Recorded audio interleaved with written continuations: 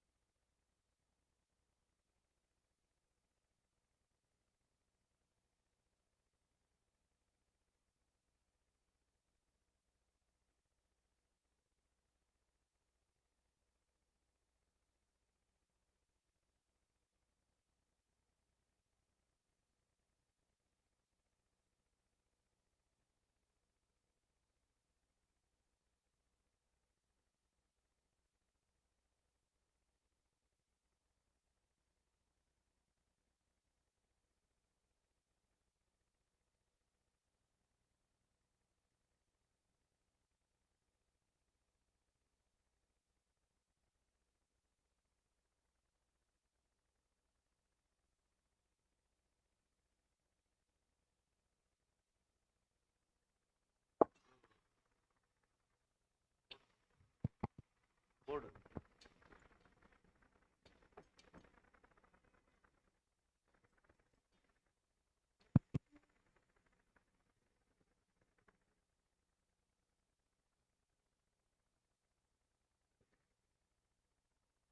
ಮುಂದೆ ಬರ್ಬೋದಲ್ಲ,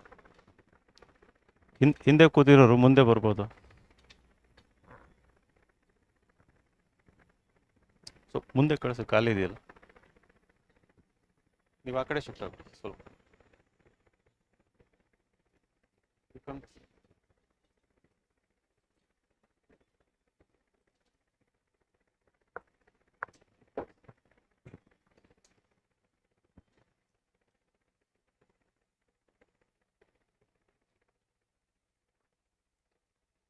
ಈ ಕಡೆ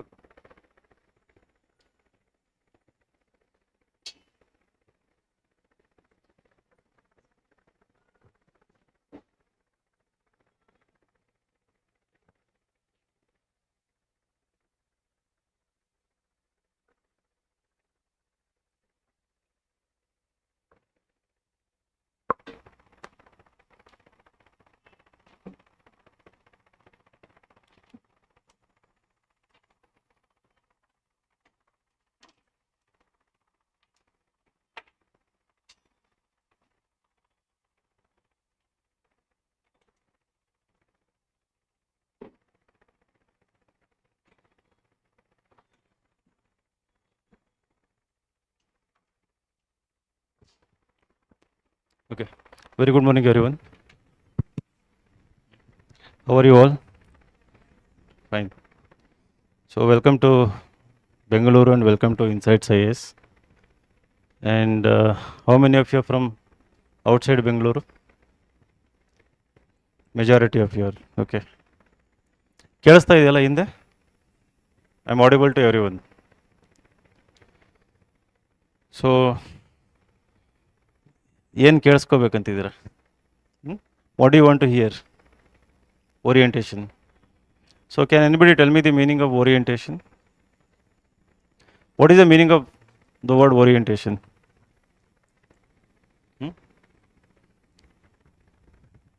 Introduction. Okay. Yes?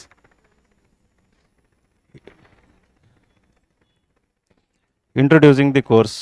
So, what you are about to do or what we are about to do. Right?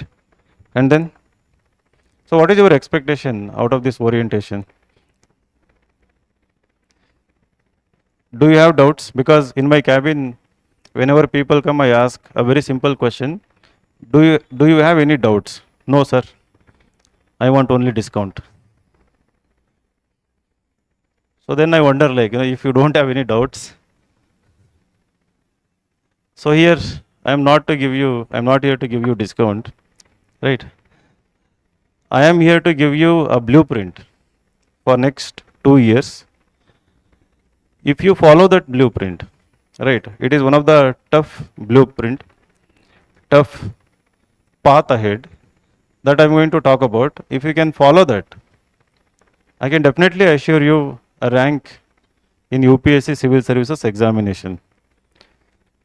It has been more than 12 years that since I founded this institution and have been associated especially with individual guidance, guiding aspirants individually towards their success.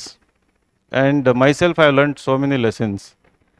But one of the observations that I have made past more than 12 years, the success in this examination depends more on your mental toughness than any amount of coaching, any amount of training, any amount of guidance. It actually totally depends on your mental toughness. Now, what is mental toughness? How do you define mental toughness? So you may be telling yourself, I'm mentally very tough, right? So if somebody scolds me, I don't get agitated. I'm mentally very tough. If somebody insults me, I'm not going to be again agitated. I'm very tough. I have that equanimity. Equanimity means if somebody praises you, you're not elated. If somebody insults you, humiliates you, even then you are cool and composed. So that is one of the qualities that is required, equanimity. But we are not talking about in terms of only emotional reactions when we talk about mental toughness. It's about how you deal with every kind of setback, small and big setbacks from now onwards. That is one. Second one, how you are going to conduct yourself. Because one of the important aspects of mental toughness is self discipline. Saying no to distractions, saying no to any kind of deviations, having that stubborn attitude where you say no to any kind of distraction. So that is the mental toughness that is required in this examination. So because over a period of year, what happens, what I have observed, so all of you are sitting here with big dream in your mind that you want to become IAS, IPS and Indian Foreign Service. So what will happen eventually when things do not go the expected way, right? You expect something to happen, right? So you want to score really good marks in your very first test. You want to really write a very good answer and very good essay in your very first attempt. And you want to achieve whatever targets we have set according to certain timetable. So when things do not happen according to your expectation or set expectations, so then the mind will start inventing excuses. This will happen. So when you cannot fulfill certain task, right, and then when it piles up, then you will feel that there is so much to do, right? So instead of doing this, let me do something else. You might not have experienced, I'm not sure about it. These are the things that you will eventually face in this particular journey. And also, the people around you, right, and the environment around you will also have lots of influence. At home, your parents will not understand what this examination demands from you, right? They will never understand. They may be asking, okay, what is your score in weekly test? So you will say that out of 100 you scored 15 or 20, right? So and your CGPA is 8 or 9 in your university. Maybe 11th, 10th and 12th you might have scored above 90. So they won't be able to understand why this out of 100 you have scored only 15 or 20 marks. How will you make them understand? Will you make them understand or? Right. So there are so many things that you are going to deal with. You have to insulate by not isolating yourself, right? You have to be among them. You have to be with all the distractions, but yet you have to stay very clear in your mind why you have come here and what is the examination that demanding from you. So I'll talk about what this examination demands from you. Once you get the clarity, you have to be very tough in your mind. 98% of the competition gets eliminated. So all of you are sitting here in this classroom, right? So after 3 years or after 4 years, only 5 to 10 students will be left in Bangalore from this batch. This is my observation, right? So all of you are sitting here, right? Recurringly we have seen every year so many batches. So after 3 to 4 years, what happens? Only I think less than 5% of you will be remaining in Bengaluru after 3 to 4 years. Some of you will go back home, and once you go back home, there are other things that will influence. Some of you will make other choices, right? Because the patience is very rare nowadays. So you cannot wait more than 1 year being unemployed. So you want to do a job or you want to go for higher education. So these things will happen. And the competition is very easy from this perspective, right? Knowing that majority of the competitors are going to be what? Moving away from the competition. If you can somehow stay here, I'm not saying staying in Bengaluru. I'm not talking about staying in Bengaluru in PG or anything. Staying in the competition, right? Stubbornly, with tough attitude, seeking improvement every week, every month, staying consistent throughout your preparation. So if you can do these things consistently, so you are in the top 2 or 3% of the competition in that year, pan India level, right? I'm talking about pan India level. So this is my observation, because I have traveled to Delhi, I have traveled to, like, we have centers, we interact students across country. So this is a rare quality that is missing amongst most of the aspirants, and that is because of socio-economic situations, that is also because of how you were brought up, right? That's also because of the kind of college education you got, the kind of university you got into. And again, I'm so sure, like, 99% of the people sitting here stopped pursuing your hobbies once you entered the 10th standard, right? Whatever hobbies you were, like,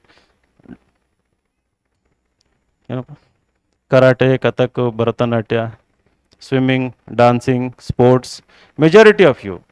So if somebody, like, very, there may be one or two rare individuals here who might have continued even in 10th and 11th and 12th standard, and then continued your hobbies and interest in the college days also, right? So hobbies and extracurriculars are extremely important for UPSC examination. So I am one such individual and one such institution where we continuously emphasize on pursuing hobbies and interests, right? That contributes to the self discipline that is required in this examination, that contributes to the focus, the concentration that is required to sit, study for long hours, comprehend complex things, you read in newspapers and you read in standard textbooks. So that extracurricular activities are must. But somewhere during 10th standard, by the time you reach 10th standard, you would have left. Am I right or wrong? Am I right or wrong? Like, there may be very few individuals who might have pursued them, but this is my observation. And another very unique quality about all of you who are here today, those who have come with, so this is a sarcastic statement, right? So those who have come with the big IAS dream, a very rare, unique quality among all the people who are sitting here. If you have never read the Hindu or any English newspaper for more than 1 year or 2 years before coming here. Am I right or wrong? Might have started 1 month ago, right, after completion of your last engineering paper or whatever, right? University. Only 1 or 2 months ago you might have started. And that also adds to the burden here in the UPSC preparation. Having literally no general awareness from the perspective of the UPSC examination. You have general awareness, which is very general, right? But from the UPSC perspective, the general awareness that UPSC syllabus expects, the UPSC board expects in the interview panel, so that kind of general awareness is almost totally lacking, almost in everyone, right? Any rare individual who has the hobby of reading newspapers since school days or since college days consistently, ಯಾರಾದರೂ ಇದ್ದೀರಾ ಇಲ್ಲಿ? Can you raise your hand?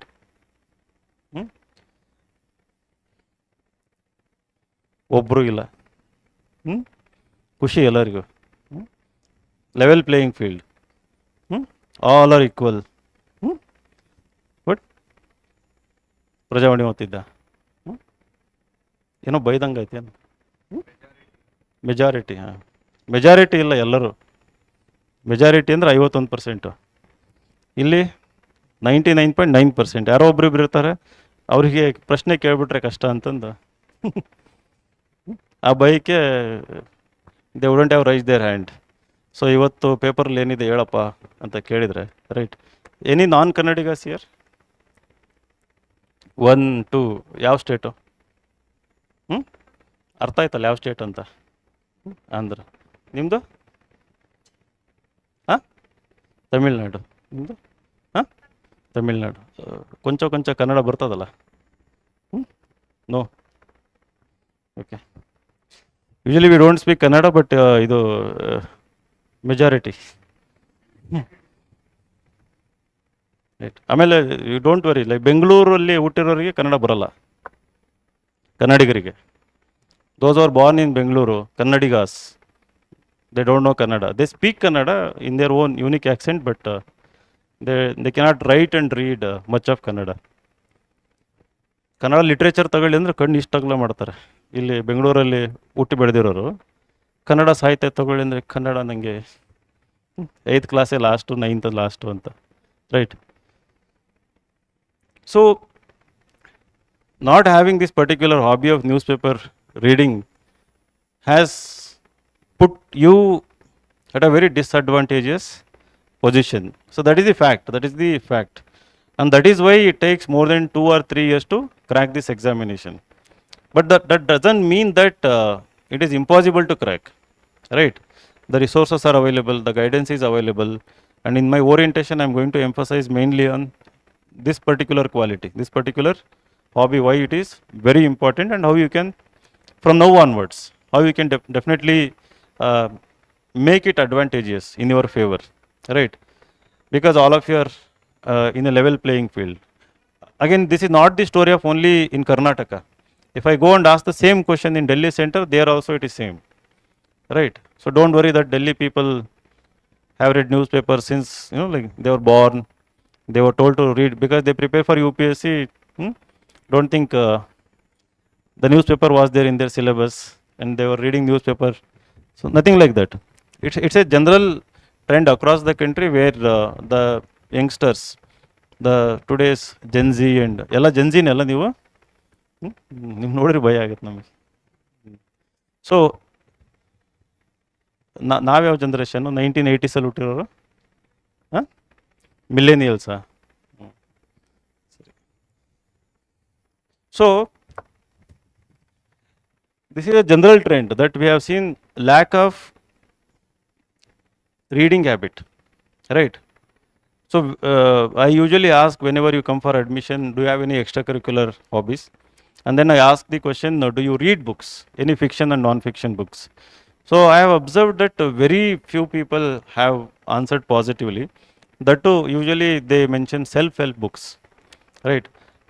The Monk Who Sold His Ferrari, Atomic Habits, right? So books like that, which are which they think they will help them, self-help books.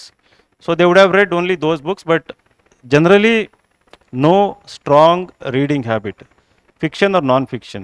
ಯಾರಾದರೂ ಓದ್ತಿದ್ದೀರಾ fiction and non-fiction books? Good. Fiction or non-fiction? Non-fiction. Fiction. Example? Murder mysteries. Oh. Nowadays we are seeing lots of new kind of murders. I'm still wondering, like, leave it, that's off the topic, right? ಅದು ಮೊನ್ನೆ ಮಹಾರಾಷ್ಟ್ರದಲ್ಲಿ ಅದಕ್ಕೆ. Yes, good, very good. Apart from that, any classics? Like classics andre books written by let's say Charles Dickens, Leo Tolstoy, Franz Kafka, Ernest Hemingway. You have read all those books? Huh? Pardon? Crime and, you have read Crime and Punishment. Very good. Dostoevsky. You started. Good, good. Finish it. Again, that is also kind of related to murder mystery. Yeah. So he commits murder and then he repents. Right. Yeah, somebody raised. ಯಾರೋ classics ಓದ್ತೀರಾ? Classics ಅಂತಂದರೆ ಗೊತ್ತಲ್ಲ, ನಮ್ಮ ಕುವೆಂಪು ಅವರು ಬರೆದಿರೋದು we can say classics ಅಂತಂದು. ಆ ರೀತಿ ಕಾನೂರು ಹೆಗ್ಗಡತಿ, ಮಲೆಗಳಲ್ಲಿ ಮದುಮಗಳು, ಯಾರಾದರೂ ಓದಿದ್ದೀರಾ? ಕೇಳಿದ್ದೀರಾ ಬುಕ್ಸ್ ಹೆಸರು? Some people have habit of reading Purnachandra Tejaswi books. ಅದನ್ನು ಓದಿದ್ದೀರಾ ಯಾರಾದರೂ? ಅಬಚೂರಿನ post office, Chidambara Rahasya, Carvalho. You have read all those books? Good. What about you? Any Tamil literature? Hmm? You haven't read books. Okay. Telugu? No. May I ask you a question like why you people don't read books? Hmm? Hmm? Was your engineering, medical, BA, BCom, BSc syllabus was so heavy that you didn't have time to read, or like generally, like I'm just curious to know why. Hmm? Occupied with other bodybuilding. Hmm?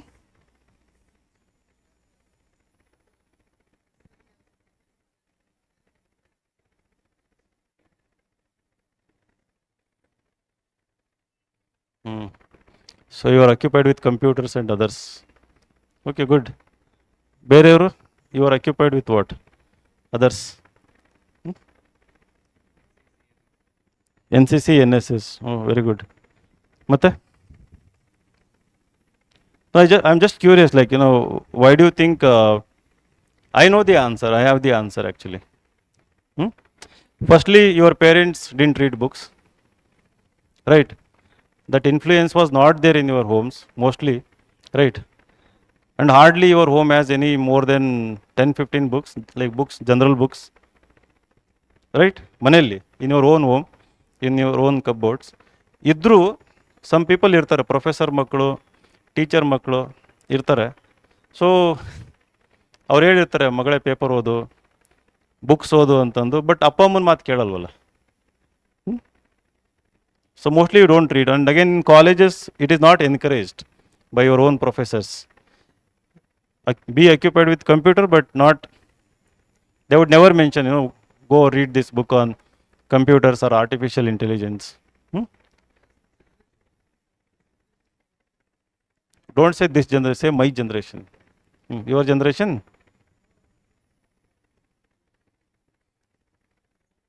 ಆಯಿತು, P D F books ಓದಿದ್ದೀರಿ ಯಾರಾದರೂ? ಇವನ್ ಅದನ್ನು ಇಲ್ಲ. ಅದು P D F ಅಂತಂದರೆ ಅದೇ ನಿಮ್ಮದು assignment related, internals related, but not books, right? Newspaper reading and books reading, these two things are must. Idರಲ್ಲಿ no compromise with these two things if you want to really crack UPSC civil services examination. And I mean it fully, and I'm very honest about it. Nobody would recommend you, right? Now I have been in this journey, again I told 12 years. 2013 the entire UPSC pattern changed. So before that we had 2 GS papers, right? And then we had 2 optional papers and 1 essay. You had to write only 1 essay in before 2013. So after 2013, in 2013 they introduced 4 GS papers in the current pattern, right? But again, first 2013 to 2019 we could see questions which were straightforward and direct, both in prelims and mains. When we say straightforward and direct, we could predict questions, we could give lots of questions in our mock test, and we could also claim that 70 to 80 questions came from our test series. And if you could compare, you would be surprised that we were able to do that. Post 2019 something started happening where we stopped claiming that our questions are getting repeated in UPSC examination. And especially during the COVID periods, something happened, this online edtech revolution.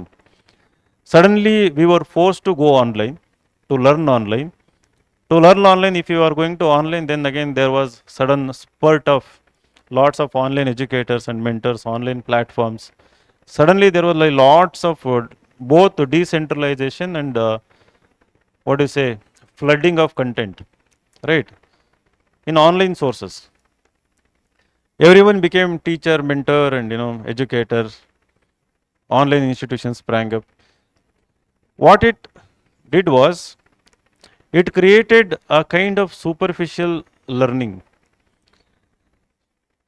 Students stopped going back to the original textbooks and newspapers, and they started relying more on these online sources. The Hindu editorial, right? So during COVID, the Hindu newspaper was not available, right? and then somebody made editorial analysis on YouTube. So basically it is not analysis. What they do, they simplify the editorial and they make a video. This editorial is talking about this. They will simplify it. And people started depending on these kind of videos, and they stopped reading the newspaper. And when people stopped doing this hard stuff, then what happened? They unknowingly reduced their own, I would say, cognitive abilities, ability to comprehend complex passages, ability to understand complex issues, ability to both understand, apply and relate those concepts to day-to-day stuff.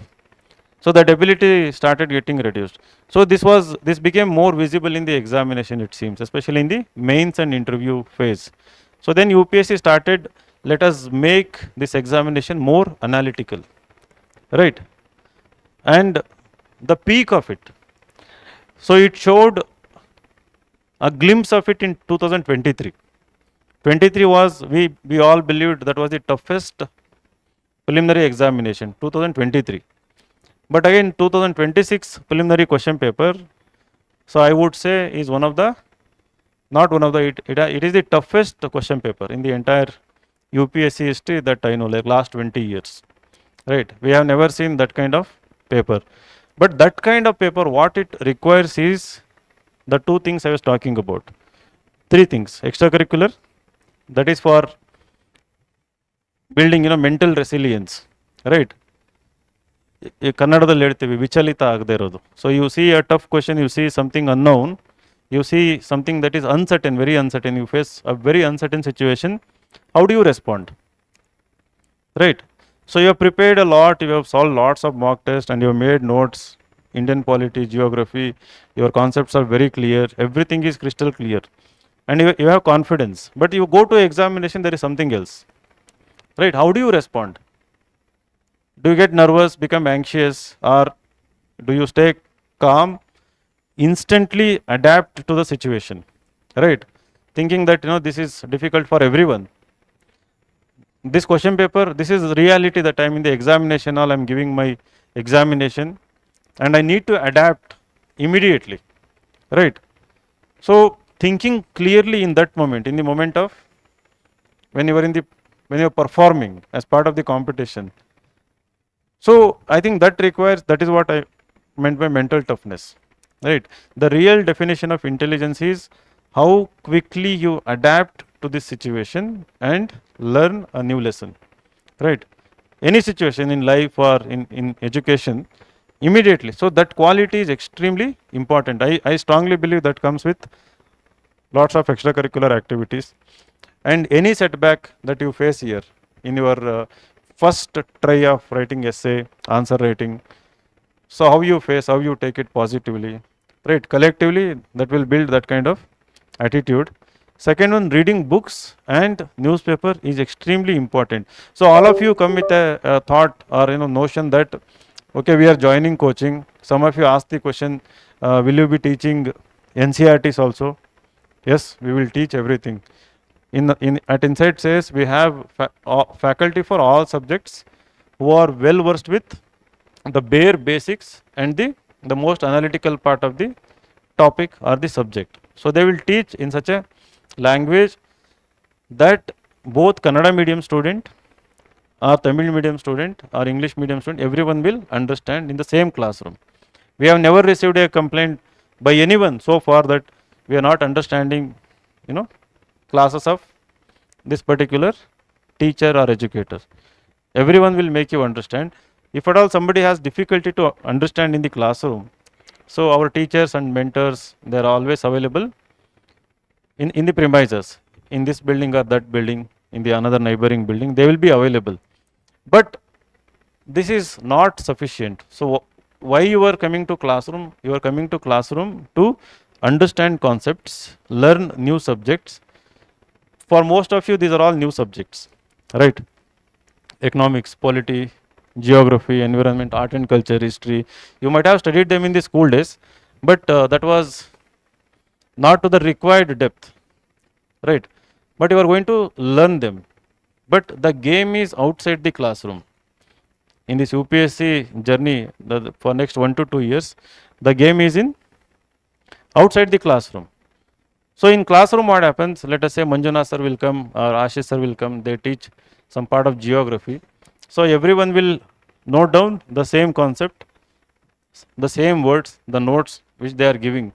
So almost in everyone's notebook, the content is similar, right? It is similar, right? Now, when the question is asked in the UPSC examination, the question is not straightforward and factual in the mains. So they will link some of the concepts to concepts in another subject. They may link geography concept with let us say economy concept or environment concept or science and technology concept. They may ask a totally new question. So when the question is asked, right, all of your answer must be different. You cannot merely reproduce what is written in the notebook. So you are not going to become topper by repeating what is written in the classroom. Are you going to become topper merely by reproducing the content? Even if you reproduce the same content, what happens? It is going to be similar for everyone. So that is why once you go out of the classroom, the efforts you put, that is very, very important for your success. The efforts you put once you walk out of the classroom.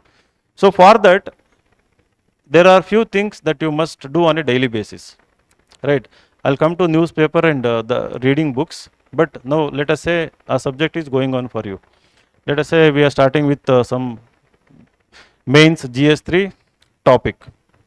So once the topic is covered, right, don't think that whatever given in the classroom is the end of the subject or end of the topic. That itself, the teacher might say sometimes, right, knowingly or unknowingly or boastingly that my notes is enough, right? Never ever think in that direction. Your notes must evolve, your notes must be thoroughly updated, whether it is art and culture, whether it is geography, there is two things. One is called static and another thing dynamic, right?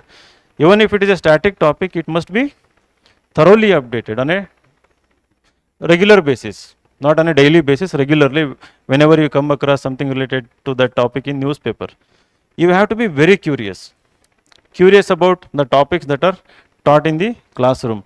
So go back, read standard textbooks, and in addition to reading standard textbooks, one thing that you must carry always with you is PYQs, previous year question banks.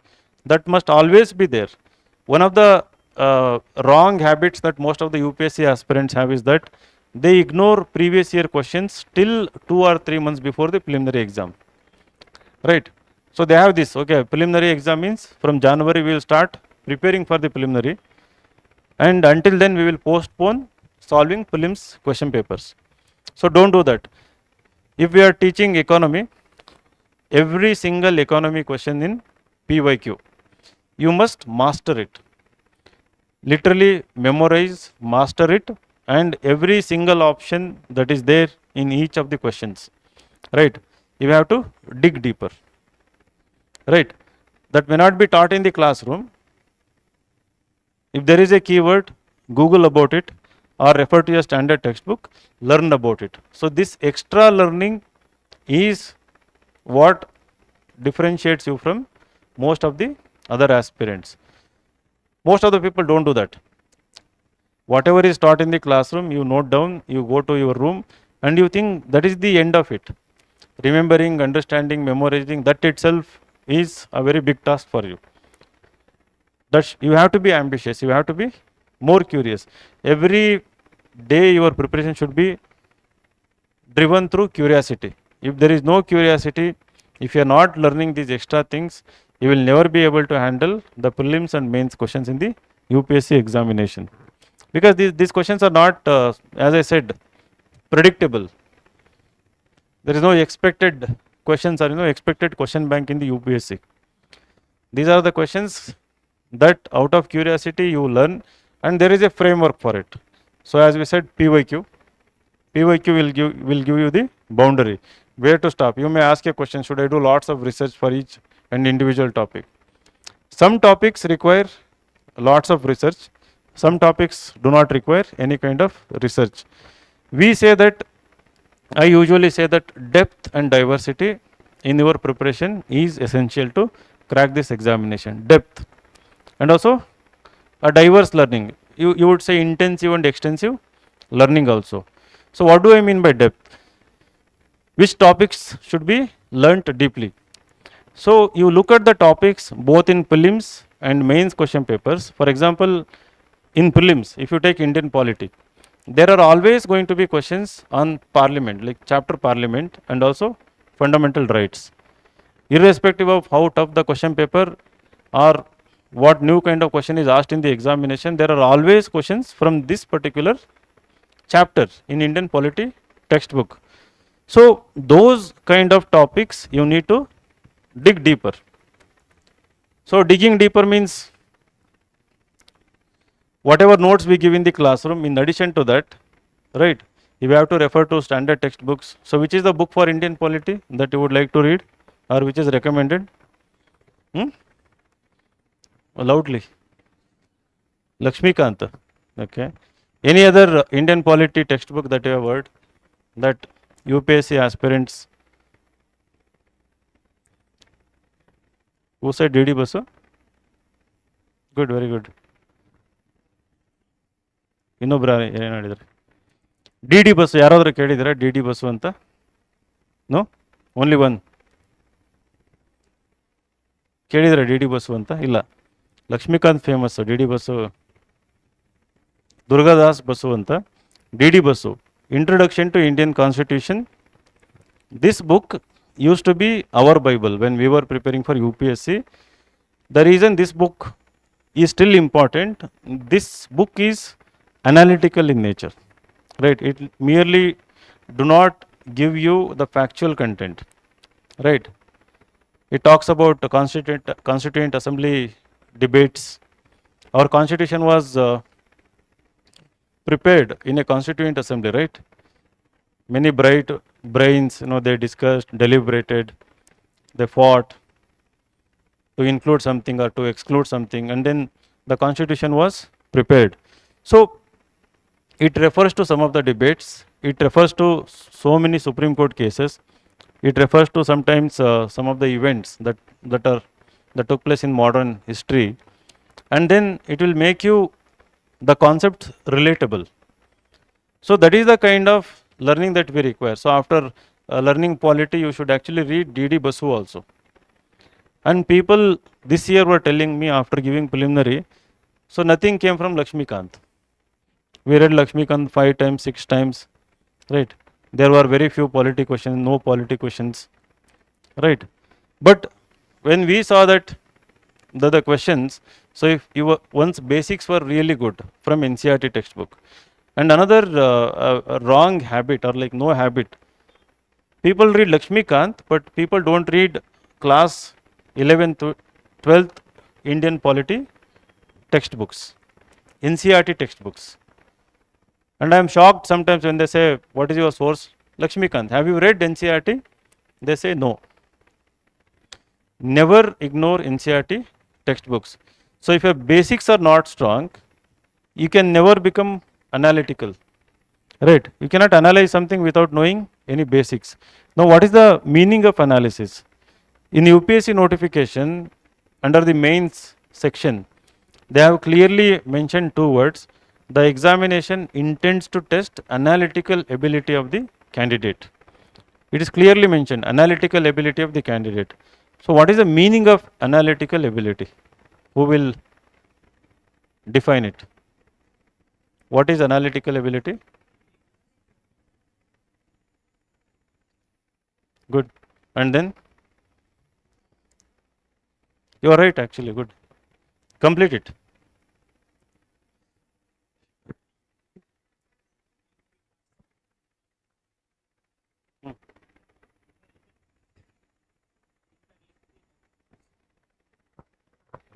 Good. So basically analysis means breaking any issue or any topic or any subject into its constituent parts. Every issue will have multiple parts. right? Every topic will have different parts, and examining those parts or studying those parts, what they are, what is the concept, what is the story of it, what is the background of it, what it is, right? And then seeing if there is any relationship between those parts. That is analysis. And analytical ability is that, breaking down any complex issue into small, simpler parts, and then establishing relationship, and then understanding the significance of it, and then formulating opinion also. You should have opinion if it is something related to any particular burning issue, having your own opinion. So you cannot develop or formulate your own opinion without analyzing. And to develop opinion, in addition to analysis, there is one more quality that is required, that is called critical thinking. What is critical thinking? ಯಾರು ಹೇಳ್ತೀರಿ what is critical thinking?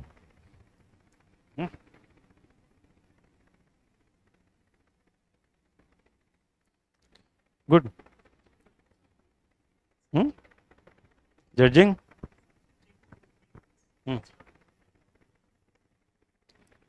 Based on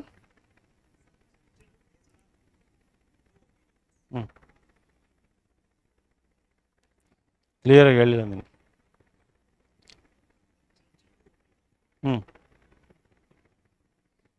Judge two opinions in one particular topic. What did you say?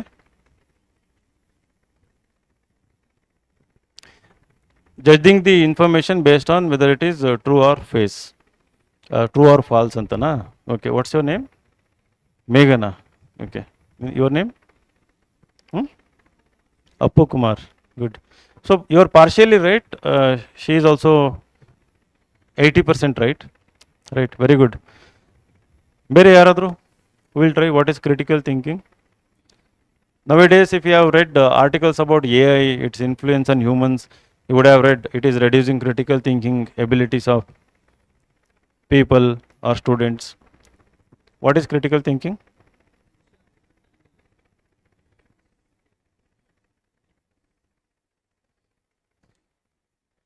Okay, thinking about a topic from 360-degree angle or differently.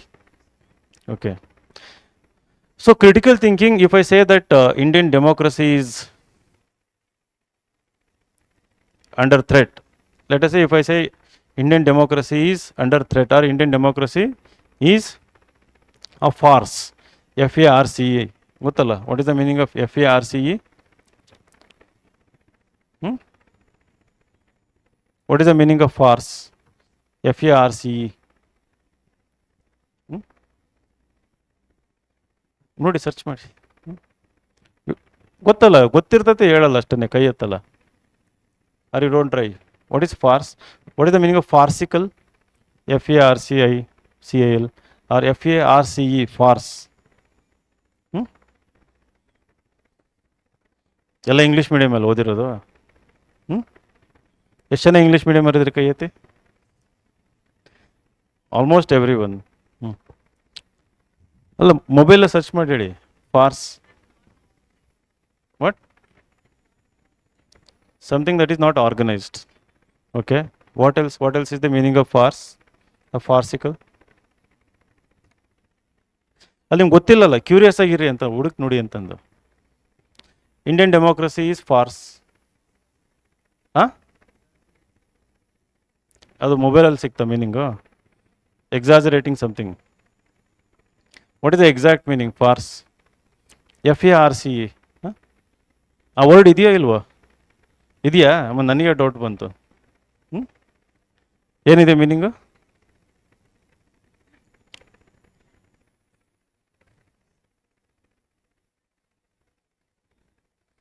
Something that is not, something that is important, which is not, or treated with respect. Good. So what do you think? The Indian democracy is a farce. Something very important in Indian democracy, but it is not respected or organized or good. So this is my opinion. I am giving you opinion that Indian democracy is a farce anta. So what do you think about it? Am I right or wrong?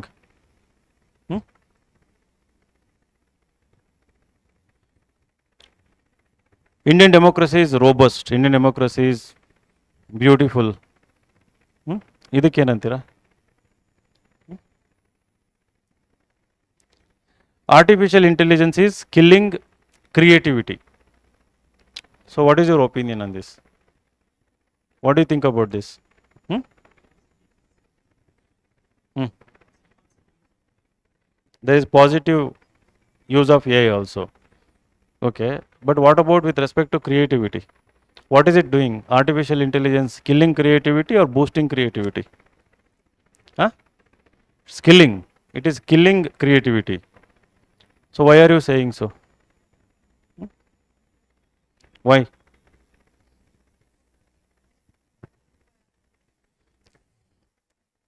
Yeah. So you're not thinking by yourself. You're not giving work to your brain, making new neural connections. Okay. Any other reason? So critical thinking, when I gave opinion, if somebody just accepted the opinion as it is, you lack critical thinking skills. So if I say something, the very first instinct is to question it, right? So you don't want to just believe it because I am saying so, right? And then you want to think about it, you want to check the veracity of the claim, of the opinion, and then further you want to go ahead. I asked about the reasons, why, and then you are exploring reasons also, right? So that ability to formulate opinion based on reasoning and thinking objectively, right? Just because somebody is saying so, you are not merely accepting it. So that is what she said, objective thinking. So that is critical thinking. Analytical thinking combined with critical thinking will help you arrive at a clear-cut opinion. Because to know the reasons or to think about the reasons, again you have to analyze. Without analyzing, you cannot think of reasons also. Right? To think of a reason, you should know the concept. If I am talking about Indian democracy, you should know the democracy related concepts. Right?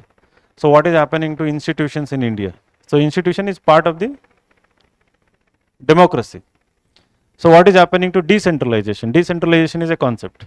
Right? So developing this ability is crucial to crack this examination. Right? Analytical thinking, critical thinking, they won't come by themselves. How do you develop them? So it is part of the depth I was talking about, the depth required. So these things you will develop only by opening the any standard newspaper. We recommend the Hindu newspaper, the Indian Express, and in addition to these two newspapers, I would personally recommend you to read any business daily, right? But Live Mint, has anyone heard the name of the newspaper? Live Mint anta. ಕೇಳಿದಿರ Live Mint ಅಂತ? Mint ಅಂತ ಬರ್ತಾಯಿತ್ತು, ಈಗ Live Mint ಅಂತ ಇದೆ. No? Economic Times ಕೇಳಿದಿರಲ್ಲ? Economic Times you heard. Business Standard, have you heard the name Business Standard? ಇಲ್ಲ. The ಹಿಂದೂದು ಬಿಸ್ನೆಸ್ ಲೈನ್ ಅಂತ ಬರುತ್ತೆ, right? Most of the GS3 topics, right, will be covered if you read any one business daily. Paper 2 and paper 3 in mains examination are 90% dynamic in nature. So what you learn in the coaching institution is the base material. Conceptual clarity is there. But reading these newspaper regularly, especially the opinion pages, will help you when you read multiple opinion on one particular topic. Different authors, different columnists, they have different takes on particular issue. Someone will say this ongoing SIR exercise, right? They will say it is good. Someone will say it is bad. Those who are saying good, again they have different opinions. Why they are saying good? Those who are saying bad, it is threat to democracy. Some are saying it is unconstitutional, right? Today, the ಪ್ರಜಾವಾಣಿನಲ್ಲಿ ಓದಿದೆ ನಿನ್ನೆ, ex-CM Siddaramaiah ಒಂದು ಭಾಷಣದಲ್ಲಿ ಹೇಳಿದ್ದಾರೆ, it is death knell to democracy, SIR ಅಂತ, right? ಅವ್ರ ಸ್ಪೀಚಲ್ಲಿ ಹೇಳ್ಬಿಡ್ತಾರೆ ಹಿಂಗೆ, it's a final death knell, KNELL, right? ಕಾಫಿನಿಗೆ ಮಳೆ ಹೊಡೆಯೋದು ಅಂತ ಹೇಳ್ತಾರಲ್ಲ. ಟು ಡೆಮೋಕ್ರಸಿ ಅಂತ he has given a statement, right? So when you read opinions, again it is just a statement. There won't be any analysis in the speech, right? They will give, I don't think any CM or any, they will first give opinion and then they will give reasons, right? But somebody who is an expert in this field would be writing series of articles. So develop that ability first, the very hobby or very habit of reading the physical newspaper. Never go with any kind of the ready-made content. Ready-made content is only for revision, right? Whatever compilations we give on a daily basis and monthly basis, that is for your revision. After you have done the day's work, take the newspaper, and again we are going to conduct a class how to read and how to analyze newspaper. There is going to be a separate session on that. But some freshers come and tell us that I don't know anything related to economy. How can I read that part? I will skip that part. I don't know the environment basics, right? The environment class is not yet over, so I will skip the environment part. Crime part, crime news, political news, skip ಮಾಡ್ತಿರೋದು ಅದನ್ನು they will skip because it is not there in the syllabus. My suggestion as your mentor, right, in the beginning, don't skip any article in the newspapers, right, end to end. First start loving the very act of reading newspaper, the very habit of reading newspaper. You have to love it, right? You have to like it. Okay, love bad ಅಂದ್ರೆ like it. Love ಅಂದ ತಕ್ಷಣ ಕಣ್ಣು ಅಗಲಿಸ್ಕೊಂಡು ನೋಡ್ತಾ ಇದ್ದಾರೆ, right? So like, you have to like the newspaper. It's a process, it is experience, right? That process, that experience, if built over a period of months and years, right, subconsciously that will prepare you to handle all those analytical questions that are coming nowadays in the examination. ನೀವು ಅದನ್ನು ಸ್ಕಿಪ್ ಮಾಡಿ directly YouTube shorts readymade ಕಂಟೆಂಟಿಗೆ ಹೋದ್ರಿ ಅಂತಂದರೆ you are never prepared for this examination. You are just there in the examination, in the competition. You will be feeling you are preparing serious aspirant. ಈಗ ಯಾರಿಗೋ ಒಬ್ರಿಗೆ ಹೇಳಿದೆ, 3 ವರ್ಷದಿಂದ ಇದ್ದಾನೆ ಪುಣ್ಯಾತ್ಮ, ಬಂದು ಒಂದು ಓರಿಯೆಂಟೇಷನ್ 1 hour ಕೂತ್ಕೊಂಡು ನೋಡೋಣ, you may hear few new things ಅಂತಂದು. ಇಲ್ಲ ಸರ್, ಟೈಮ್ ಇಲ್ಲ ಸರ್ ನನಗೆ, ರೈಟ್, ನಾನು ಅದನ್ನು ಮಾಡಬೇಕು ಇದನ್ನು ಮಾಡಬೇಕು ಅಂತಂದು. ನ್ಯೂಸ್ ಪೇಪರ್ ಓದ್ತೀಯಾ? ಇಲ್ಲ, ನ್ಯೂಸ್ ಪೇಪರ್ ಓದ್ತಾ ಇಲ್ಲ ಸರ್ ನಾನು. I left reading newspaper because he thinks that he has become intelligent. College days in the newspaper ಓದ್ಕೊಂಬಂದು, right, if you have the habit of reading newspaper since your school and college days, then reading newspaper here for 1 year, after leaving it, is fine, because you know the things. But you have never read newspaper in your life, and then after coming here and knowing the importance of newspaper, and the irony is that everyone sitting here were actually told to read newspapers. When you dreamt about UPSC, you were actually told to read NCERT, and ಅದು ಯಾವ news paper ಅನ್ನೋದು ವಿಡಿಯೋದಲ್ಲಿ ನೋಡಿರ್ತೀರಿ, ಪದೇ ಪದೇ ಅದೇ ಹೆಸರು ಬಂದಿರುತ್ತೆ, right? ಅದು ಎದುರಿಗೆ ಇರ್ತದೆ, right? That will be there lying in front of you, but you wouldn't have the Hindu is from Tamil Nadu, right? So you wouldn't have read. Don't repeat that mistake here. That will consume 2 hours, 3 hours, sometimes 4 hours to read and understand, because so many things are new to you in the newspaper. But still, my humble suggestion, don't give up reading newspaper, right? In addition to our 6-hour class, it may be consuming 2 or 3 hours. Even then, don't skip newspaper reading for a single day, including Sunday. And 90% of the people, I keep using the percentage because it is kind of internalized. I have seen this. Don't attempt essay papers. You know why? They think that to write 1200 words they lack the knowledge. They don't have the required content.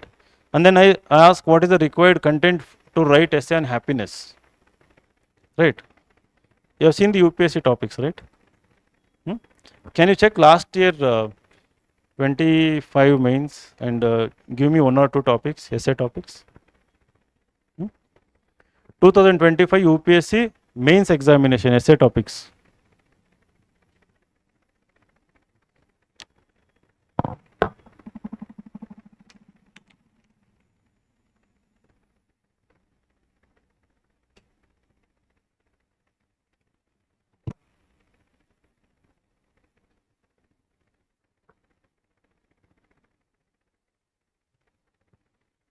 Any one topic you can.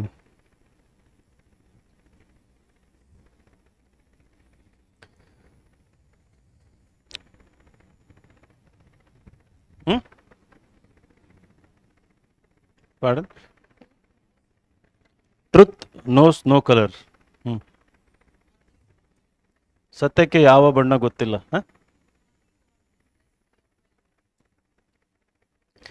Muddy waters best cleared by leaving it alone. ಅಲ್ಲ? Muddy water is cleared, is best cleared by leaving it alone. Truth knows no color. ಮತ್ತೆ thoughts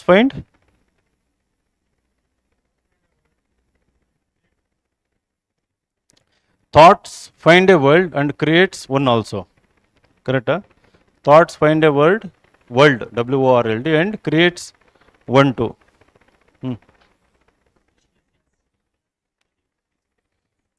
Best lessons are learned through bitter experiences.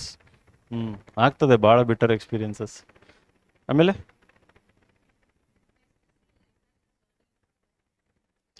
It is best to see life as a journey not as a, ಅವೆಲ್ಲ ನಿಮಗೆ ಪಾಠಗಳು ಅವೆಲ್ಲ UPSC ಆಸ್ಪಿರೆಂಟ್ಸಿಗೆ. And then pardon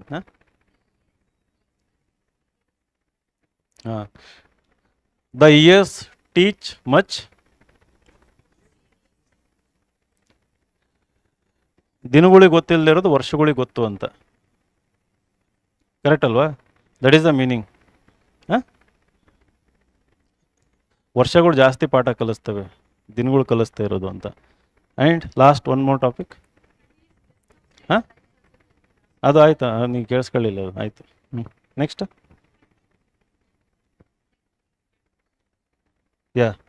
contentment is natural wealth, luxury is artificial poverty. ಇದು ಕೇಳ್ರಪ್ಪ, ಯಾವ geography help ಆಗ್ತದೆ? 8 topics ಇವು learnt ಅಲ್ವಾ? ಕಂಟೆಂಟ್ಮೆಂಟ್ ಅಂದರೆ happiness, right? And then bitter experiences, ಆಮೇಲೆ truth and muddy water geography help ಆಗ್ತದೆ. So these are all what we call so-called philosophical topics, right? So the reason why I asked you to open and see these essay topics, one is because we haven't done that so far. Second one, these topics do not require any classroom teaching, right? These topics can be handled based on your own experiences, your own observations, your own extra reading, whatever you have done, and also by reading Sunday supplements of newspapers, right? Why I asked this question? Because I was talking about newspaper. Every day you should read newspaper. When I say every day, including Sunday, UPSC aspirants skip reading newspaper on Sundays. Saturday ಏನು ಆಗಿರಲ್ಲ ಪ್ರಪಂಚದಲ್ಲಿ, right? Full blank ಅದು. So Sunday no news, right? So they skip reading newspaper because they think there is no editorial on Sunday, right? Or maybe there is no some important news. Sunday also you should read, but more important is, for example, the Hindu newspaper has something called magazine, right? Sunday supplement. So that magazine has lots of book reviews, lots of articles on topics like this. Topics like truth, justice, freedom, happiness, courage, hope, right? Patience. Then muddy water is a lot about patience, Some of them have psychological dimension, some of them have philosophical dimension, these kind of topics, right? For example, that contentment, right, has both philosophical and psychological. And the first topic, the truth, has a truth knows no color. It is purely a philosophical topic. So we are not going to teach you philosophy in the classroom, we are not going to teach you psychology in the classroom. Yet at Insights IAS we have Umesh sir who actually teaches them the very basics of it, just to give you some kind of push, impetus we say. So to give you some push, we teach a very basic psychological concepts and philosophical concept, and we also have a series of essay classes for all the OGP classes, right? We motivate you to write essays from the very beginning, from the very first week, from the very first month. In the current examination scheme of things, right? So for how many marks we have mains examination? 1750. Okay.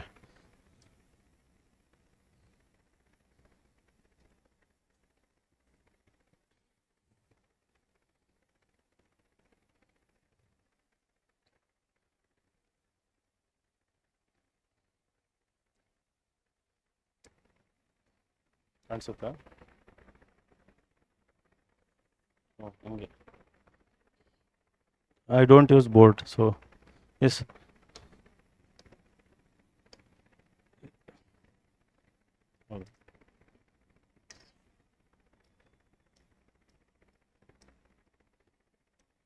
Okay, so 1750 marks, the total mains. So any idea what was the highest marks in mains examination last year?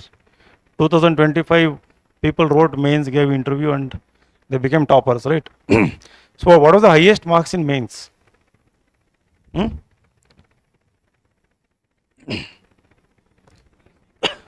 Hmm? 1000? 1050 mains.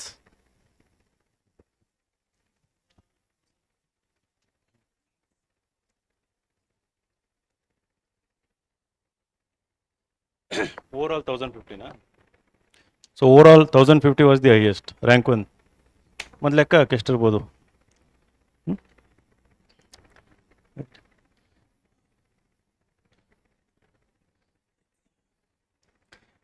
So 863 is the highest marks in the mains. So this is from 7 papers. You know 7 papers, 4 GS papers, 1 essay paper and 2 optional paper. 1 optional subject but 2 papers. 250 marks each, total 1750. So out of 1750, 863 is the highest marks. What about the cutoff marks? From general category, if you wanted to give interview, how much marks you should have scored in last mains? Cutoff.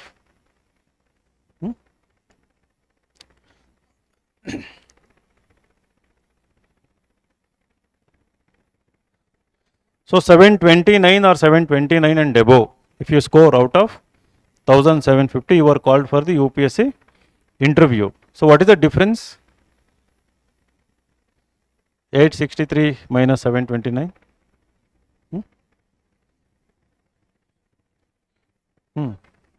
1? 154 ಒಂದು ಸಾರಿ 134 ಕರೆಕ್ಟಾ?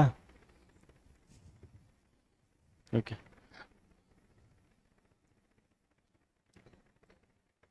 So 134 is the difference, right?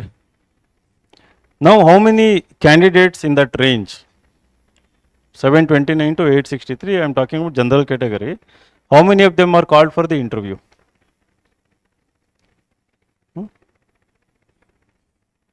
So overall around 3000 people were interviewed. For them personality test was conducted, 50% of them. So nearly 1500 people, right?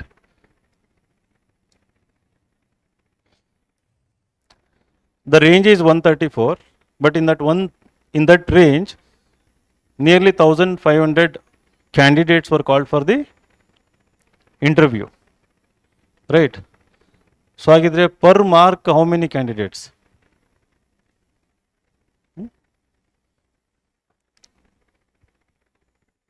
ಎಷ್ಟಾಗ್ತಾರೆ? 10 to 12. ಆಯಿತು, 10 to 12, ಓಕೆನಾ? And if you open the final list, right? So after rank 100, you will see that for every 1 mark there are 15 ranks. Somebody, you were saying 1050 something, right? Right.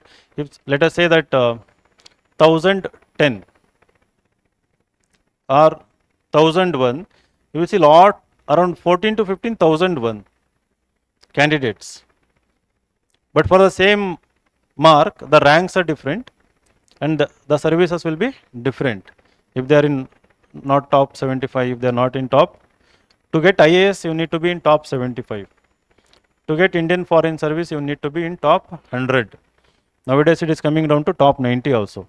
So to get Indian Police Service IPS you need to be in top 200 if you are in general category. These are the 3 services that I think everyone is dreaming about, right? Now the question is, earlier it was 899, I think it was in 23 or something, 24, it was 907 and then it was 927. Before this it was around 950s or something, so around 2020 or 2019. So it is coming down. What is coming down? The maximum marks. The maximum mark one can score in this mains examination, doesn't matter whether you are in Bengaluru, Delhi or which part of the country, whether you are taking coaching or not taking. So it is coming down, right? But where it is coming down significantly?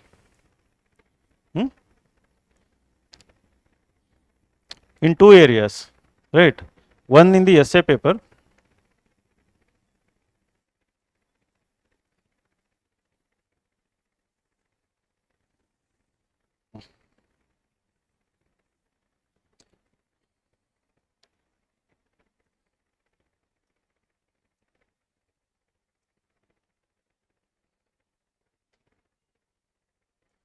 So earlier one was able to score 175 in essay paper, not a single soul anymore, right?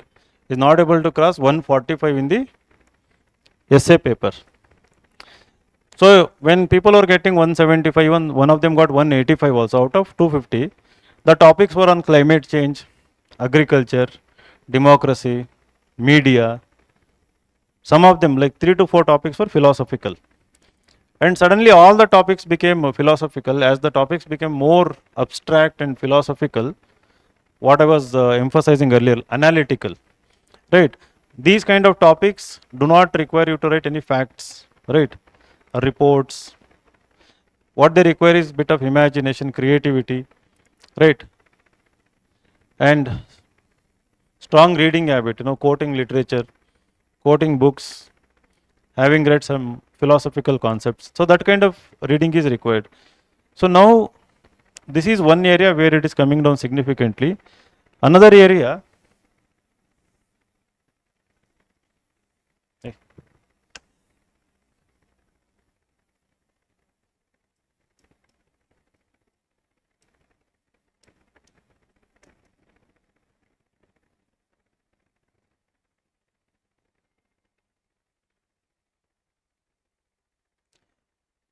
optionals, people were scoring 350, 360, 370, right? Till I think last 3-4 years ago. Now irrespective of which optional you are going to take, maths or physics or chemistry, agriculture, medical science, geography, right? Political science, we rarely see 300 plus scores nowadays. You can go back and check, you can just randomly check, All India Rank 1 mark sheet. Can you Google? All India Rank 1 marks, All India Rank 1 2025 or All India Rank 2 mark sheet. So usually in Google Images you will get them.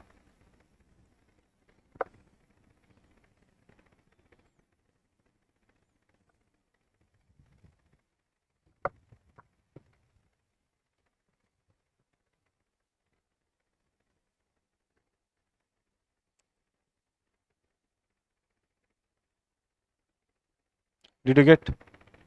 Hmm? What is the essay score? 126. 136. Very good. What about optional score? 140 plus 137. How much it is? 2? 277.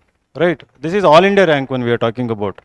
If you look at top 100 scores, it is in 270s, 280s. Some people 290s and very rarely 300 plus. Very rare. Right.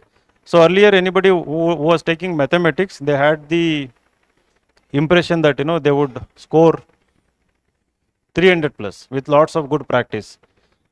It is highly unlikely now, almost impossible, right? Even PSIR people, they were scoring 310, 320, anthropology 340, 350. It has come down to 300. The reason is that they are creating more level playing field across the optionals, and that is why humanities optionals, especially sociology, political science, anthropology, they are doing far better, because so these optional have lots of resources, right? Lots of guidance available, yet they are not taken by everyone. Earlier there was a era where geography, history and public administration, these three were very popular optionals. You ask anyone who had cracked the examination before 2013, they would say that my optional was geography or history or public administration. So when most of the people are going with only one or two subject, the UPSC again became very strict and started penalizing.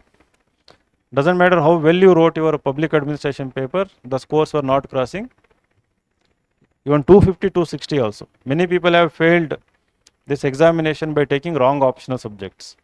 So now the trend is sociology, political science, anthropology, literature, to some extent geography, public administration. And if you want to go with the law, or if you want to go with medical science, if you want to go with agriculture, provided you have done post graduation, then go for them. If no post graduation, don't go for them. Mathematics, my suggestion, my recommendation, strict no. The reason saying no to these optional papers is that your general awareness is 0. You have to build it from scratch, right? All the general, I am using the word general awareness because the UPSC uses the word general awareness and general studies. To develop general awareness, you have to do the general studies, right?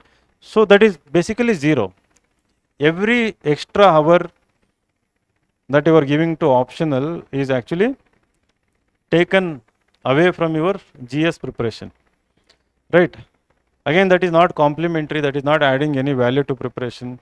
It is acting more as a burden. So don't go with technical optionals, physics, chemistry, maths, botany, zoology, agriculture, law to some extent okay, provided if you have completed those papers in your graduation itself. Otherwise it is repetition of work. Medical science, strict no, even if you are MBBS from AIMS or Bangalore Medical College, because it is too bulky. Instead go with anthropology. Out of 10 doctors who have cracked the examination, 70% have cracked with anthropology as their optional, right? 20 to 30% with medical science. Mostly those who have done their PG are prepared well for PG NEET. So here the score is also coming down. So that is why one important area, choosing optional is very important. Secondly, if you look at all the GS scores, GS 1, 2, 3, 4, it is more or less same.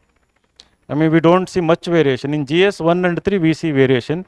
In GS 3, what is the topper score in GS 3? Rank 1?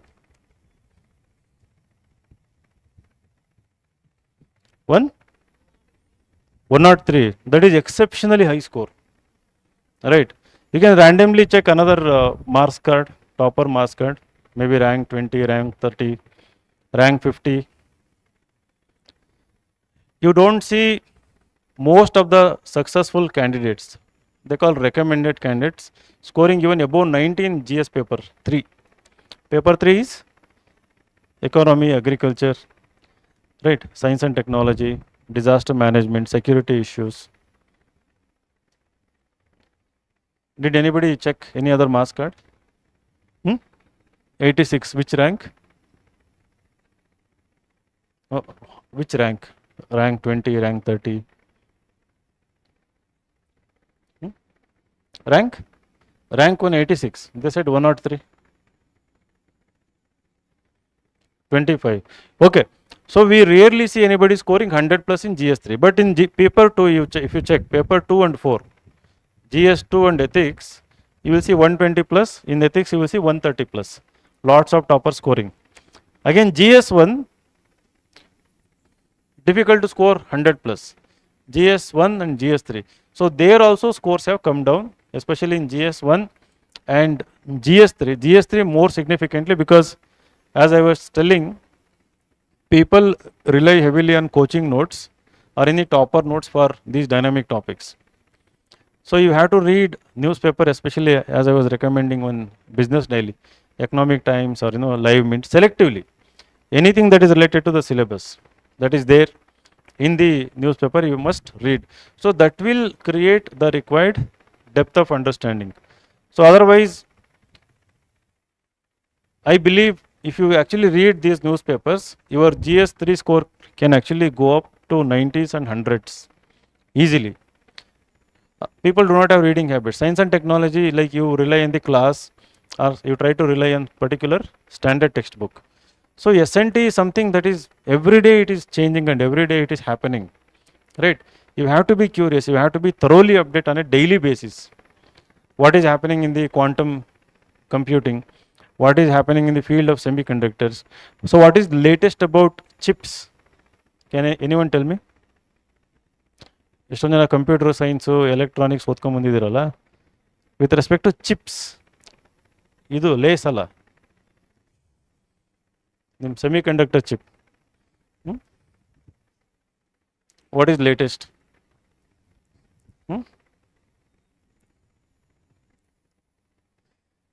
So what is latest in chips? ನಿನ್ನೆ ತಾನೇ ಓದಿದೆ ನಾನು news. It is related to IBM. IBM has created a sub-nano chip. I read sub-nano chip ಅಂತಂದ್ಬಿಟ್ಟು. Has anyone come across this news? Sub-nano chip ಅಂದ್ರೇನು? Can anyone Google and tell me what is IBM's latest sub-nano chip?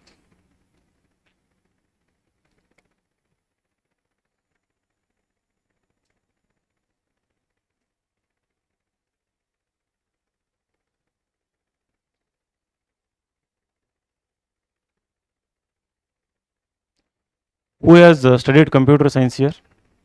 BE computer science. Very good. Samarth. Tell me what is IBM, that new nano chip?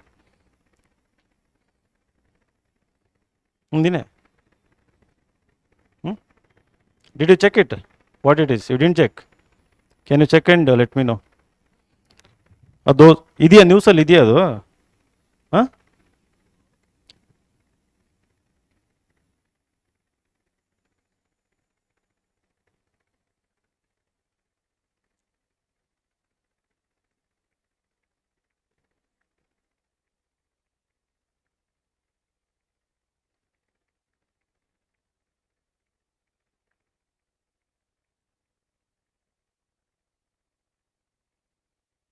four days ago. Sub 1 nanometer chip technology.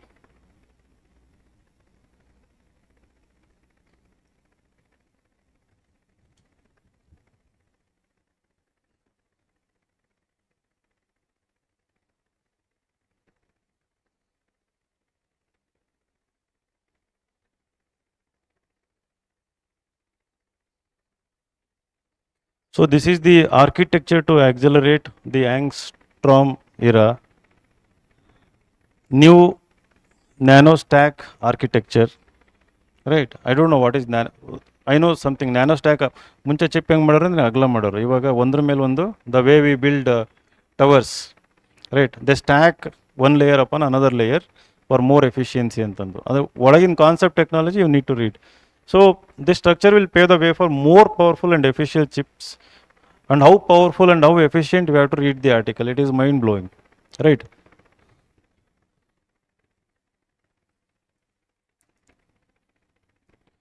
See the very first sentence what they have written, it is IBM website, okay, the official website.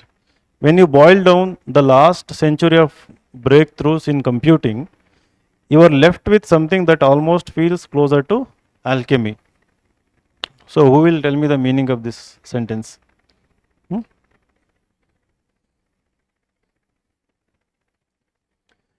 When you boil down the last century of breakthroughs in computing, you are left with something that almost feels closer to alchemy.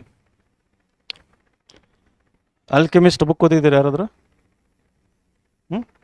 Paulo Coelho? No? So basically what it says, last 1 century, in 1 century, whatever advancements, breakthroughs we have seen in computing, in the field of computing, it almost looks like magical. Alchemy means magical. Alchemy means creating gold out of something, right? Maidas touch antarla, gold alchemist anta ಹೇಳ್ತಾರೆ. So far the developments look any development related to the computing. So they say compute, right? So that is the first statement. And then they are talking about, they will come to, we have managed to shrink in size, infinitesimally small silicon devices. The first transistor fit in the palm of your hand, and now the phone in your pocket contains tens of billions of transistors just in its central processor. Earlier we had one transistor in one palm. Now in our smartphone we have tens of billions of transistors, right? So if your smartphone has tens of billions of transistors, what about this 0.7 nano chip? It has like billions and billions of transistors, right?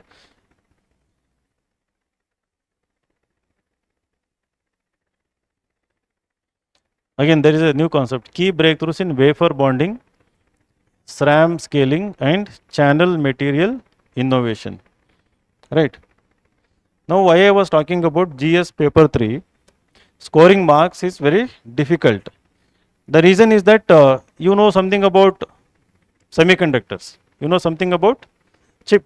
So 1 year ago it was taught in the classroom and you made a notes in it and you have been reading that, right?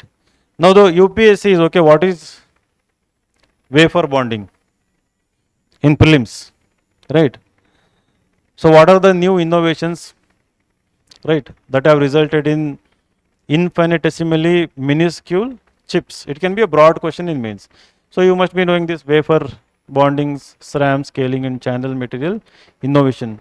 We cannot teach everything in the classroom. SNT is evolving. So many other concepts are so many dynamic concepts related to climate change, robotics, right? Can anybody name 3 robotic company names? 3 companies that are at the forefront of creating almost humanoid like robots.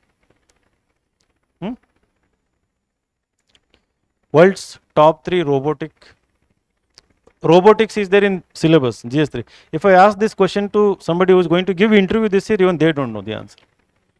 Now I have tried it. Those who have done computer science from top institutions and come for mock interview, I have asked this question, they will be clueless because we don't update, we are not curious, we are not reading about them, right? So that is why newspapers become essential. That is why end-to-end reading newspaper is very important, and then you have to dig deeper. So don't say that SNT class has not happened. So you have to just Google what is wafer bonding, understand the basic concept, 2-line concept, right? I think your 10th level physics chemistry knowledge or even 11th 12th level PCMB knowledge is sufficient to understand these concepts. So don't say that I am from humanities background, I am from Kannada medium. Never say that. So if you are from Kannada medium, in Prajavani Nagesh Hegde writes and simplifies every complex scientific and technological concept. Have read his articles? Nagesh Hegde anta Prajavani nalli regular barutte, weekly one column barutte, cutting edge technology ಬಗ್ಗೆ he writes articles, Nagesh Hegde. So there is no excuse at all. ನೀವು ಈ ರೀತಿ update ಆಗ್ತಾ ಇದ್ದರೆ you will perform extremely well in dynamic papers. Paper ಒನ್ನಲ್ಲಿ ಯಾಕೆ score ಕಡಿಮೆ ಆಗ್ತಾ ಇದೆ ಅಂದರೆ people are stuck with spectrum, right? The questions are analytical and art and culture, history, both world history and modern history and Indian history, something related to these historical events and facts keeps recurring in the newspapers. Maybe what do we call a centenary function, maybe a new archaeological excavation, something or the other, they're always there in the newspaper. But we are ignorant. Art and culture or history only the textbook, not what is there in the newspaper. So as I was talking about Sunday magazine, there can be a new book review about modern history. Somebody might have written completely a new version of history book about let us say Mahatma Gandhi or Ambedkar or about Jawaharlal Nehru. You don't have to read the book, just read the review of the book. So within that review you might find something interesting that is totally related to the syllabus. It is not unrelated, it is not out of the world, it is related. So UPSC is actually testing in this entire scheme of examination this very quality of you being curious, you being analytical, you being having developed critical thinking. Minus that, if you think that coaching material and lots of mock test is going to help you, you are totally wrong. You are not going to crack this examination, which means this examination is actually more enjoyable and more simple actually, right? Over reliance on online sources, coaching material, telegram mentors, shortcuts, most of the people have ruined their, even the brilliant kids. So nowadays brilliant kids have this notion that okay, telegram videos are available and AI is there, I can quickly generate notes on some particular topic, right? Without foundation, if you are generating something and thinking that that is going to help you, you are totally wrong. The questions are not framed that way in the UPSC examination. They will test your foundation, they will test your basics, fundamentals, as well as your ability to apply them, link them across disciplines. So that is the way the UPSC question papers are evolving. So that is one very positive development. So we should actually make your learning more enjoyable. Even today I am not UPSC aspirant, I don't come and teach any SNT. Every day I get excited when I read anything related to SNT across the fields. I keep getting updated with respect to space technology, robotics or semiconductors, quantum computing, right? Can you name any 2-3 quantum chips that are there in the development or that are actually developed? Quantum chip. I am asking a very basic question related to quantum computing. Now the quantum chips have started working. Again, 2 days ago there was news about a quantum chip having solved highly complex unsolved mathematical problem. I'll just Google, okay.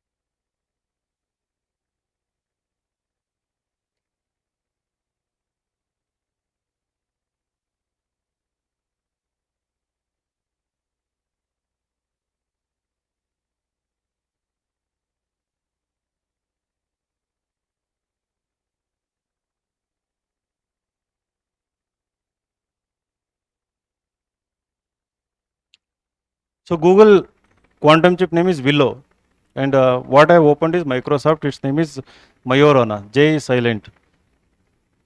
Majorana 2 quantum chip. So there have been lots of news right? With respect to these two chips, there is a big competition going on to develop quantum chip. Now you might ask, okay, what is this quantum chip? Why I am talking about it? AI plus quantum computing is going to fundamentally change everything that we know, that we use, that impacts on us, everything, society, technology, right? Everything is going to be fundamentally, when you say fundamentally means overturning, a complete creation of new things is going to happen in another 5 to 10 years. Now we should have knowledge about these things. If you know, open the UPSC notification,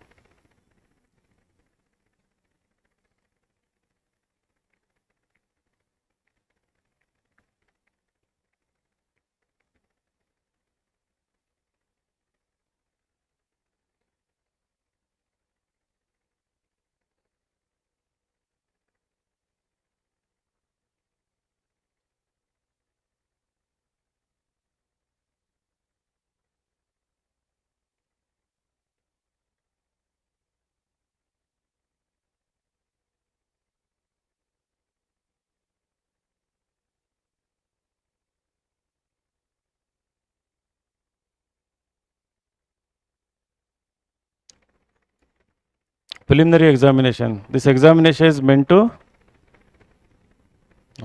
serve as a screening test only. About prelims, it is a screening test.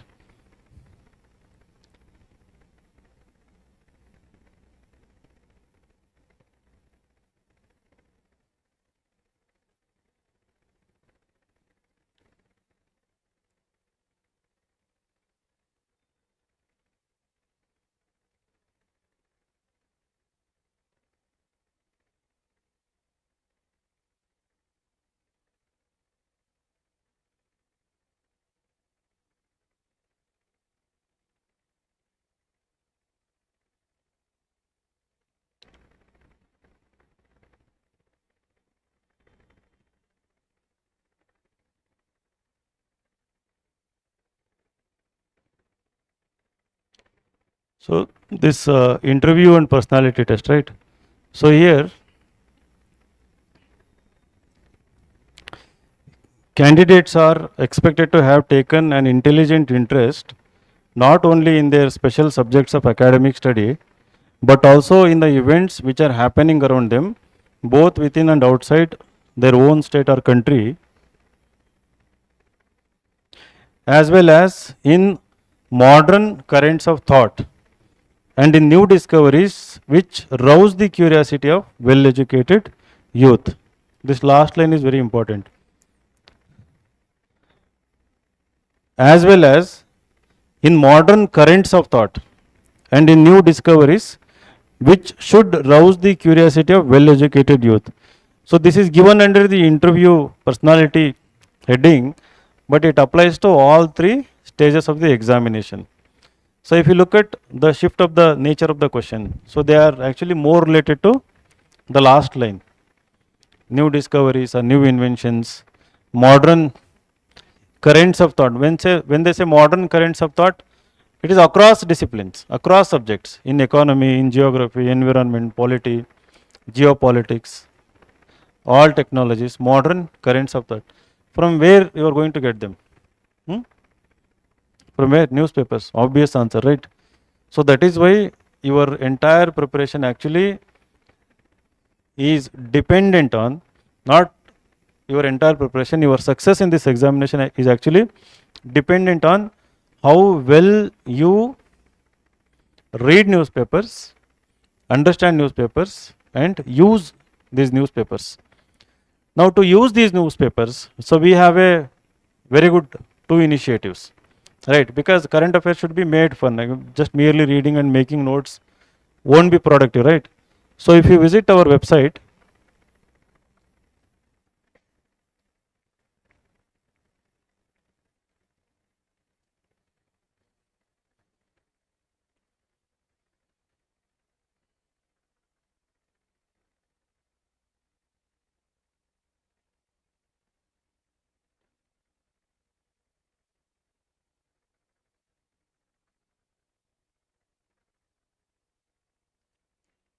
So today is 29th, we have put questions. Let's just go back.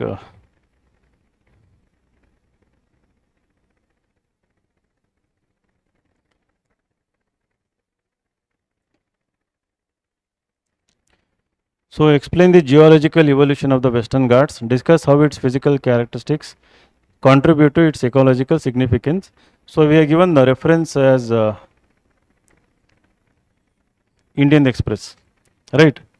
So Indian Express, there is an article and sometimes editorials. So we frame question on that day's article, most important article and editorial, and we give it as question, because you all of you are aware about this one particular name, Srushti Deshmukh.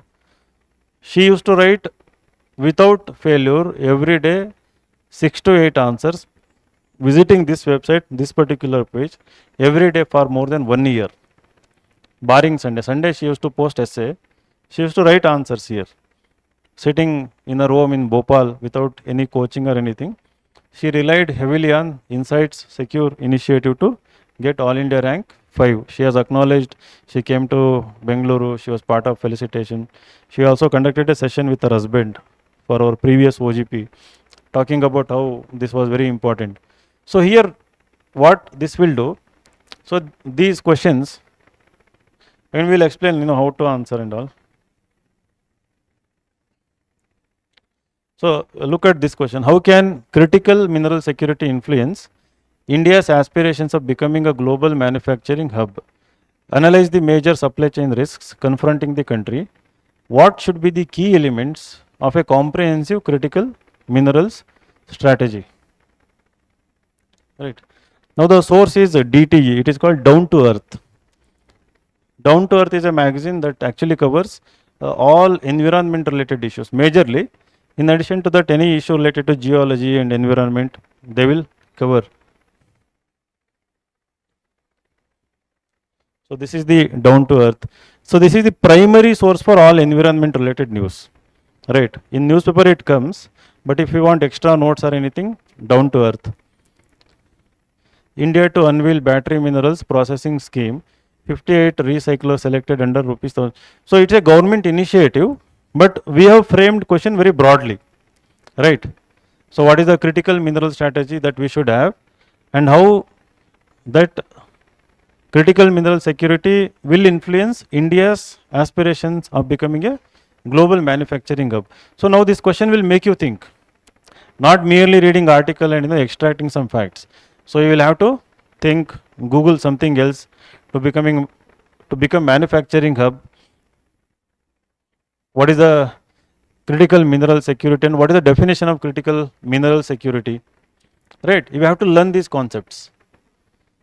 If we can do this exercise every day for 2 to 3 questions from now onwards. So this is purely based on what I showed in the notification. Modern currents of thought, lots of curiosity, right? If that is there alive every day, and if you can visit this initiative and answer, pick any 2 to 3 questions where you are learning something totally new.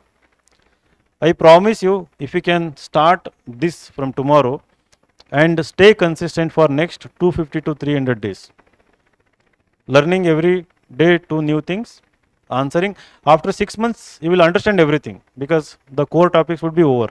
But before that, if you can try in the beginning 2 answers, then 3, 4, 5, your chance of cracking this examination in the very first attempt is extremely high. I mean, almost it is possible. The reason is that among all the competitors, you will be the only one who is doing that kind of hard stuff, right? That would, like, knowledge wise, skill wise, this will remove every fear of answer writing, and this will make you, I was talking about facing uncertainty. When you come across any uncertain question, you will not have the fear of facing that uncertain question, because the way it rewires your thinking and brain, any question you will be able to make sense and start answering. So that quality actually you will develop over a period of months. So if you are ambitious, if you want to crack this examination either in 27 or 28, Inside Secure initiative is very valuable. We don't just give you question and how to answer. We also give you synopsis also. Right. Next day the answer is also uploaded, but don't rely on the answer. Right. You add extra knowledge to that, extra update that knowledge. Right. Because everybody will copy the same thing.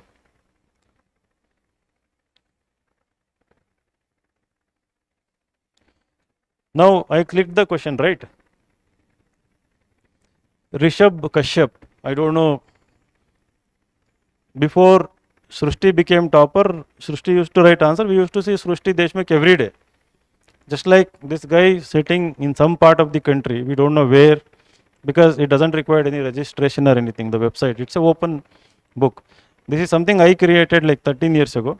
Right. That is how the Insights IAS became offline center from the website. It was my hobby. When I was preparing for UPSC, I used to write poems and stories and all the stuff here as a hobby. I went till interview. I missed my UPSC rank by 2 marks. Meanwhile, I worked as Panchayat Development Officer for 2 years. If you prepare for UPSC, other examinations are easy. I cracked PDO and then I cracked the KS examination. But I was not satisfied with PDO, KS. I was always ambitious. So I thought, while preparing, I was reading books and all the Down to Earth magazine. There is Frontline magazine. I used to read The Week, India Today. There is another magazine, Seminar, Caravan. Another beautiful magazine, EPW, Economic and Political Weekly. So whatever I was reading, I used to write my opinions. So yavaga, when I didn't make it into IAS, I converted this, my personal blog, into UPS. I started writing, how I cracked mains 3 times, prelims 3 times. How I went till UPSC interview, my experience and all. So there this idea occurred when 2013 the pattern got changed. I was the first one to realize that without mastering answer writing, it is difficult to crack exam. Before that, there was no concept of this answer writing practice, mains test series, nothing. It didn't exist before 2013. Questions were straightforward. Quantum chip, 20 marks. Artificial intelligence, 10 marks. You write anything about AI. Questions used to be like that. Earlier, go back and check GS papers before 2013. SNT, they would give you 5 terms, 50 marks. So now the questions became more analytical, broad, started testing all your analytical, critical thinking. So I thought we'll introduce this initiative. So past 13 years, not a single day this initiative is missed. So every day 6 to 7 questions, like past 13 years. You just imagine the amount of knowledge the Secure initiative and Secure compilation has. Questions and answer on literally every topic. If you want to make notes on, let us say, artificial intelligence from UPSC perspective, which has come in the news across newspaper, Google AI Insights Secure initiative, right? You'll get all the different dimensions, every dimension about artificial intelligence. So okay, now Rishabh Kashyap has written answer. So you can read his answer, right? So he has written 3-page content, and we have reviewed. And then Priyanshi Agarwal, she has also written, see, from some library, maybe in Delhi.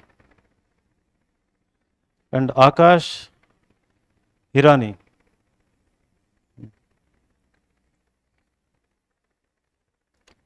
good. Abhishek Mehta.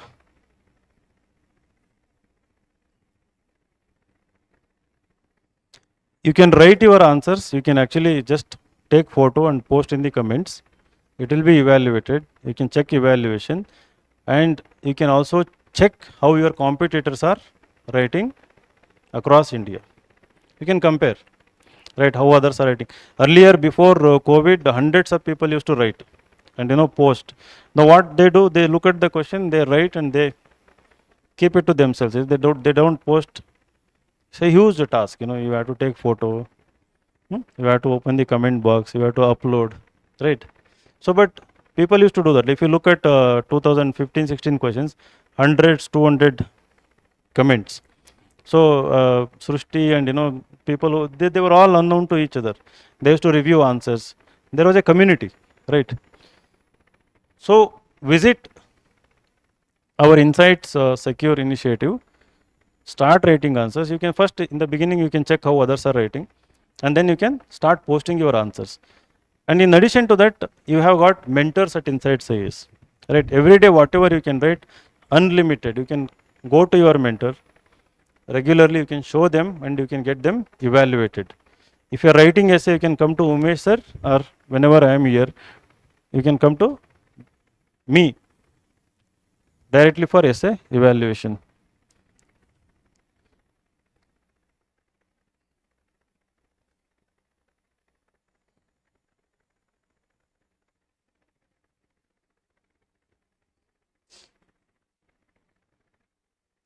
So one more initiative. This is current affairs quiz, and this is QUED. Questions from editorials. Prelims questions from editorial. This is a innovative initiative that we started. From editorials, framing the prelims questions. So earlier we were thinking prelims questions were coming only from textbooks, right? Factual stuff. So then when questions became more analytical, we started noticing that prelims questions are also framed from certain editorials. So we read editorial only from the mains perspective, not from prelims perspective, right?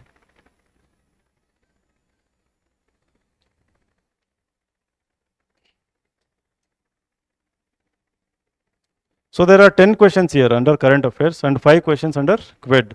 Daily 15 current affair questions without fail. Again, we never miss a single day. If you can go back and except Sunday, if you can open all the days, you have got hundreds of thousands of totally new current affair questions. Okay, now you solve all the questions. And these questions are like, you know, the UPSC level, difficulty level, and we try to maintain the UPSC standard. You can check by yourself.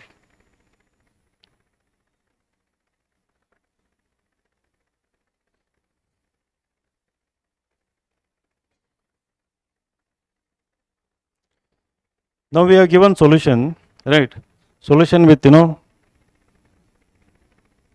all explanation why statement 1 is correct, statement 2 is correct, right? If you solve 15 questions on a daily basis in 300 days, how many questions you would have solved? 4,500 current affairs questions. I'm just talking about current affairs questions every day from now onwards. From today, you have got I think around 330 days for prelims. Correct? Huh? Around 330 days for next year prelims. If you solve daily 15 questions, it would take maybe half an hour to 1 hour for you. Solve, read, solution, you know, understand. 1 hour investment. The secure will take 2 hours investment. Reading newspaper, making notes, writing answer, right? So overall 4 hours for the current affairs.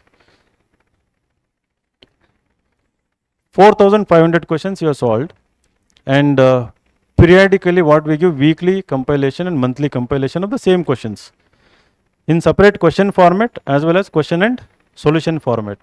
For those who want to test their current affairs again, you can solve the question paper on a weekly and monthly basis. So 4,500 questions till your prelims is equivalent to giving how many mock tests? 45 mock tests. 4,500. 45 mock tests only on current affairs purely, and current affair questions across the topics. We don't only do science and tech and everything, right? How many questions we have in prelims? Actual exam, 100 questions, right?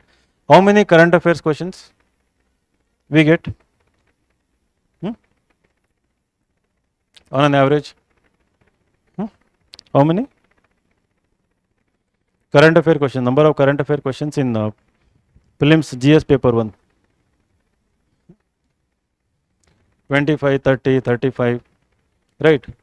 Let us say it is 45 questions, right? 45 questions, what percentage of 4,500 is 45. 1%, 10%? 1%?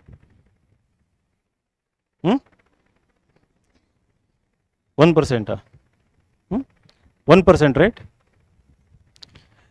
Don't you think there is a 0.5% chance of 4,500 questions actually getting repeated in UPSC examination? Forget about 1%. I'm talking about 0.5%. Right? Idiyo ilvo? Logically speaking, forget 99% ಬರೋದೇ ಇಲ್ಲ ಅನ್ಕೊಳ್ಳೋಣ. Right? Actually ನೋಡಿದರೆ there is a very high probability that in fact all 90% of the questions that are there in the current affairs, right, would have been covered in the 4,500 questions in different format, not as it is, absolutely not as they appear in the actual examination, but the topic wise. In statements you would have seen, in solution you would have seen, we would have explained in solution, that would have come as a question, right? If you over familiarize yourself with all the 4,500 questions in next 1 year and be regular with the secure initiative, your entire current affairs preparation for both prelims and mains from the examination perspective, where you can recall and you can actually get the correct answer, is thoroughly done from the one source, right? Now what people do, somebody will read this magazine, that magazine, go to that institution, this institution, right? You can check the quality of the questions. Even today, if somebody has to solve any prelims test series, right, you ask Google Gemini or ChatGPT, Insights IAS is always in the top 3, right? Sometimes top 1, top 2, top 3, Insights IAS. So our content team creates these questions on par with our test series quality. We try to match UPSC quality, but of course UPSC is always ahead, right, and more unpredictable. But for your preparation, it is up to the level of whatever knowledge you are gaining, whatever abilities you are developing, right? They help you further develop your skills with respect to prelims. So be regular with this particular initiative. Maximum 2 hours, right? So 15 questions here. And then we have another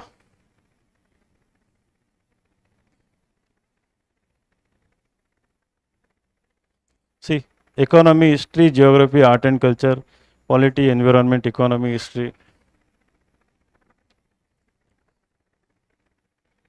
So we have been giving these 5 questions on various topics for past 7 to 8 years or 10 years, I think.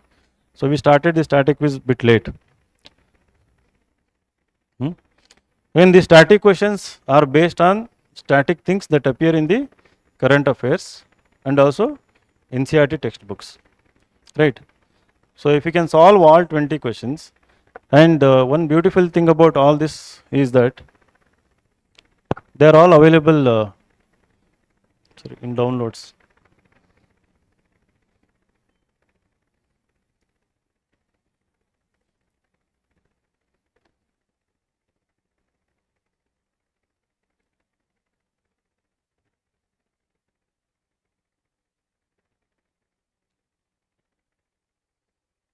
Internet ಇಲ್ಲ ಅವರು ಇಲ್ಲ.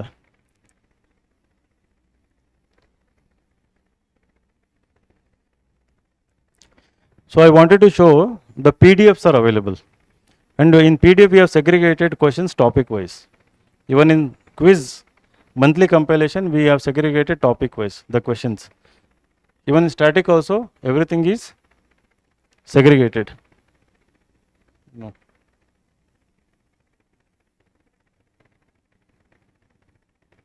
Okay. Monthly you take the compilation, only question part, solve.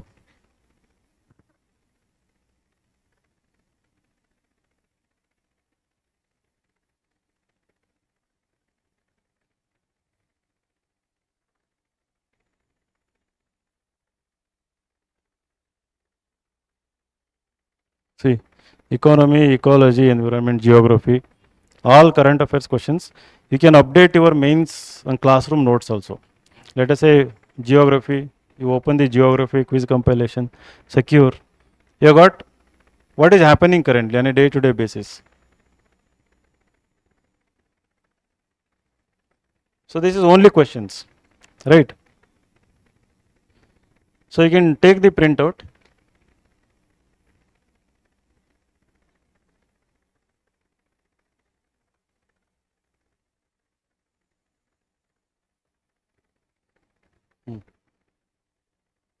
Now with solutions, okay. There is question as well as solution for your revision. So be regular with these initiatives. Once you are regular with these initiatives, you will find that in one institution, in one website, in one mentorship, you can actually crack this examination. You don't have to get distracted, deviate, and go after so many institutions, so many mentors and teachers. It is not at all required, right? So for me, some elders advise, right? It's a timeless wisdom. ಒಂದು ಕಡೆ ಗುಂಡಿಯಾಗಿ ನೀರು ಸಿಗ್ತದೆ ಅಂತ. ಗೊತ್ತಾಯ್ತಾ?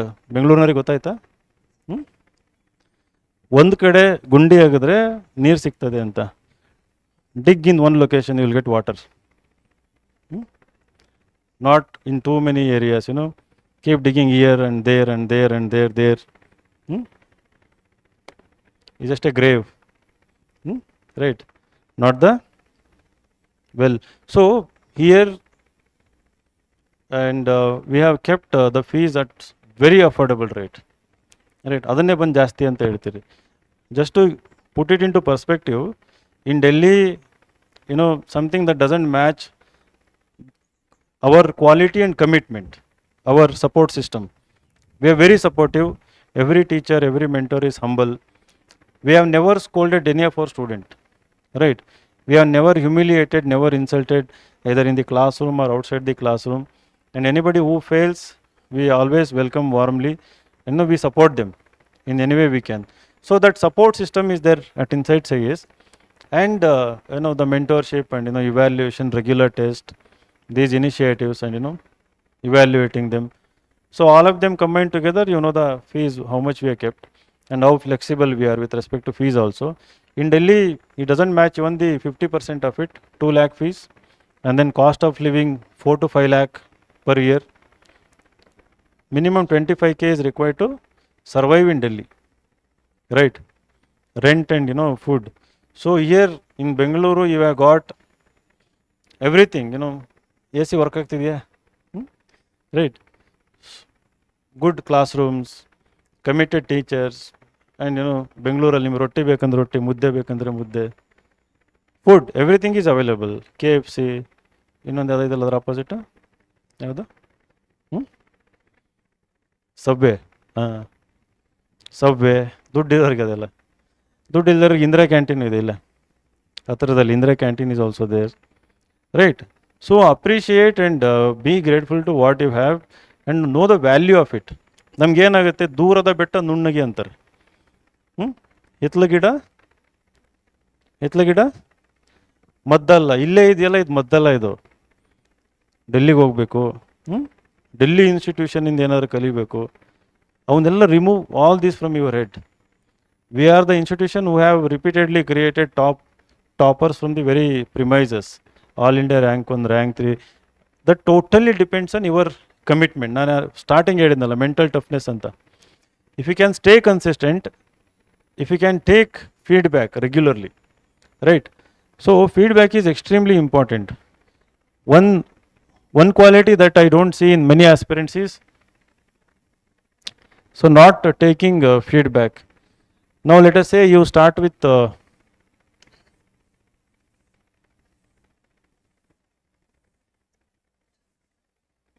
let us say you have written first essay. One essay you have written, and usually we give 20 to 25 marks out of 125 for your first essay. If you have shown that essay to us, to me or Umesh sir, it will take 3 to 4 months for you to start getting in the range of 55 to 60 marks. If you can write in 3 to 4 months some 10 plus essays, right? Now you have written your first essay as we don't know when. It is still at this level, but you are not coming for feedback, right?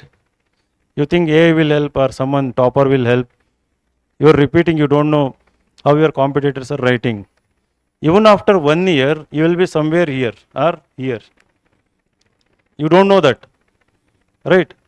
So feedback will reduce the distance of your improvement. You can improve very fast if you can seek feedback, and there is a professional mentorship available to help you, with the feedback.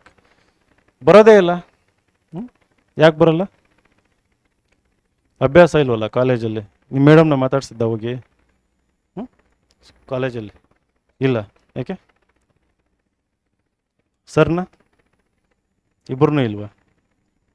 ನೀವು how many of you are going and seeking, I don't know this problem, please can you explain me this problem? Your professor, teacher, school ಕಾಲೇಜಲ್ಲಿ ಅದೇ ನೀವು dance ಚೆನ್ನಾಗಿ ಮಾಡಿದರೆ, ಈ master of ceremony ಚೆನ್ನಾಗಿ ಮಾಡಿದರೆ ಅವಾಗ ಕರೆದು ಮಾತಾಡ್ಸಿರ್ತಾರೆ ಅಷ್ಟೇ ಅಲ್ವಾ? But not for like subject related, may be project internship ಅದಕ್ಕೂ ಹೋಗಿ ಮಾತಾಡ್ಸಿರ್ತೀರಿ.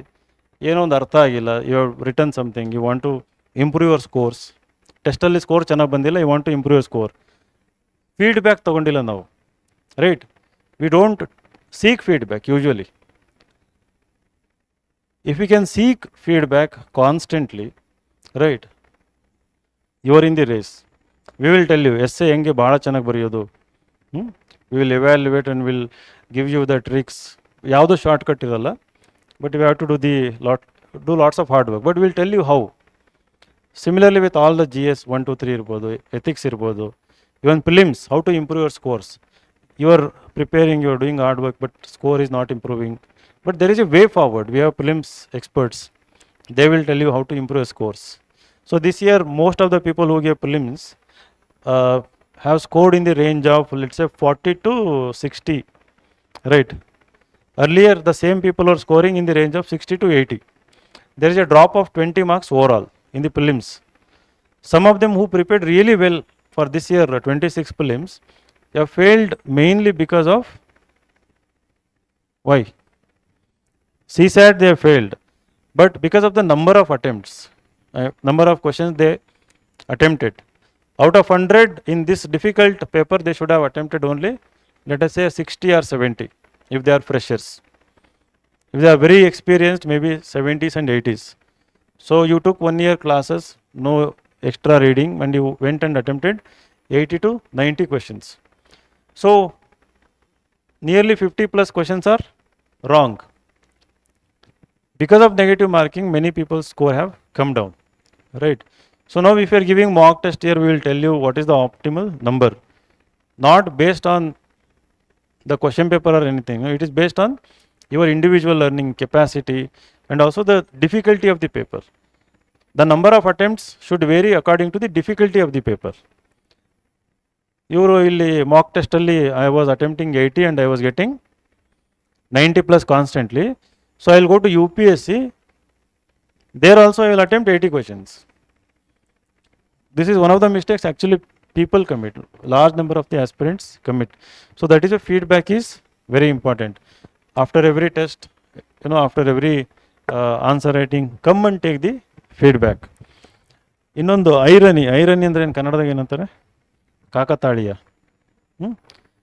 ಎಲ್ಲರೂ ಇಲ್ಲಿ ಅಡ್ಮಿಷನ್ ಆಗಿರೋದು ಅದಕ್ಕೆ ಇಲ್ಲಿ ಆನ್ಸರ್ ರೈಟಿಂಗ್ ಮಾಡಿಸ್ತಾರೆ, ಮೆಂಟರ್ಶಿಪ್ ಕೊಡ್ತಾರೆ, ಇಂಡಿವಿಜುವಲ್ ಗೈಡೆನ್ಸ್ ಸಿಗುತ್ತೆ.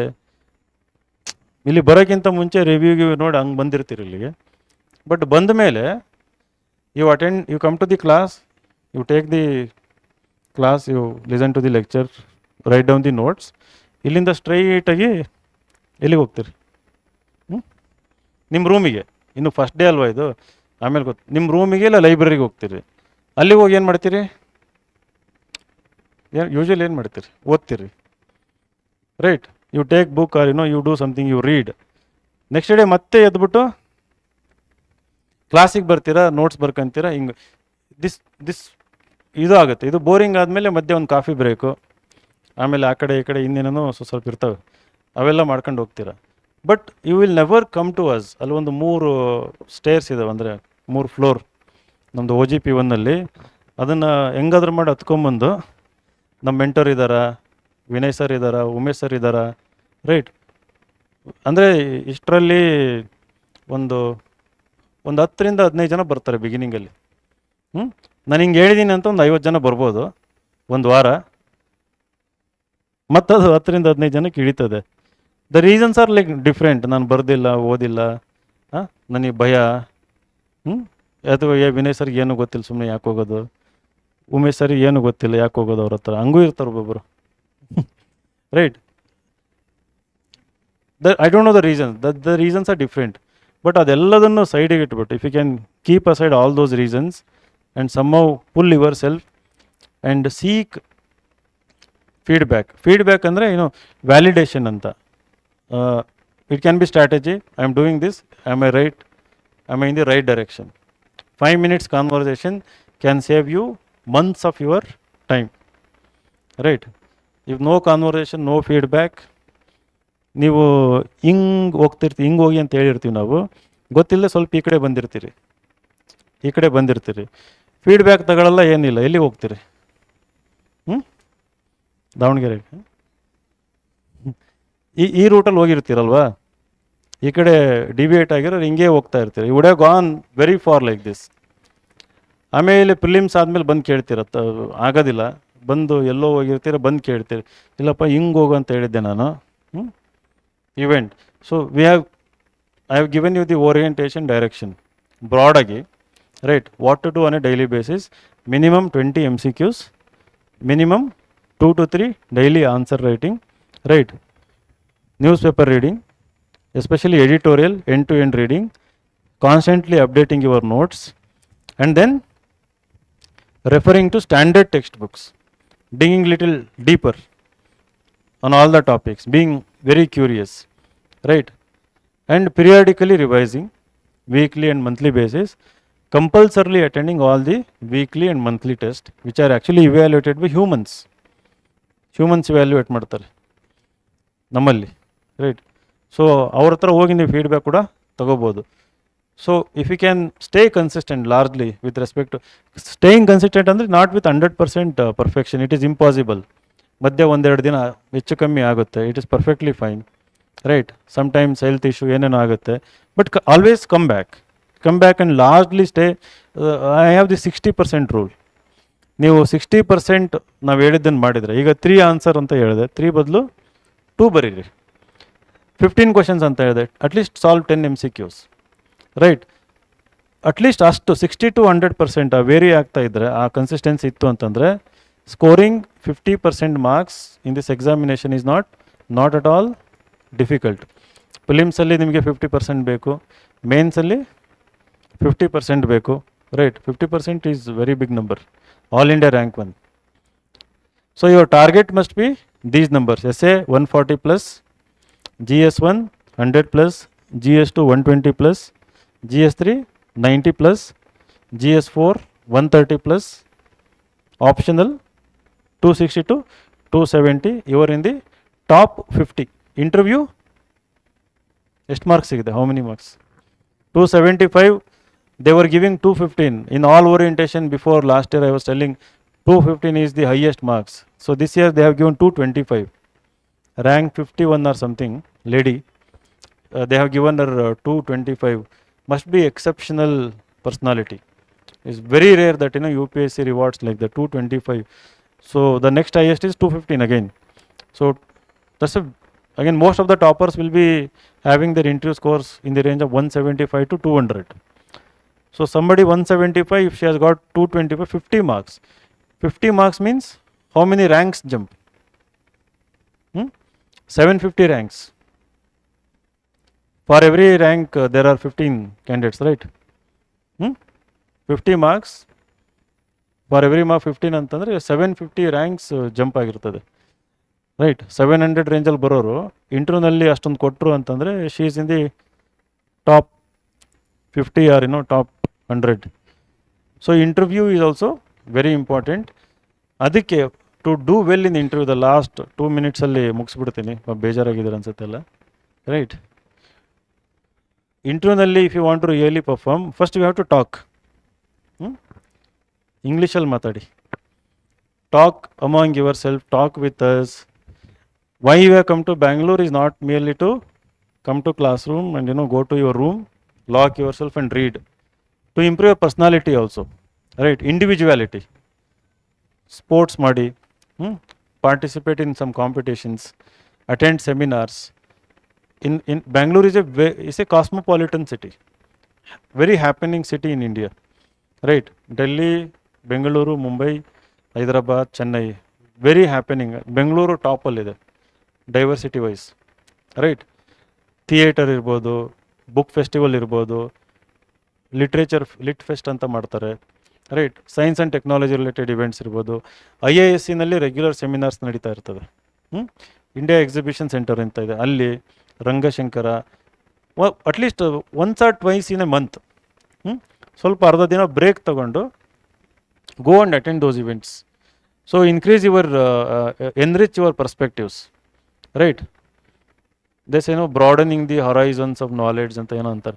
So hange you have to enrich your perspectives. That's very important in the interview. So that is why you need to interact. You have to go out of your comfort zone regularly, more regularly, so that when you actually reach the interview stage, you are a very confident individual.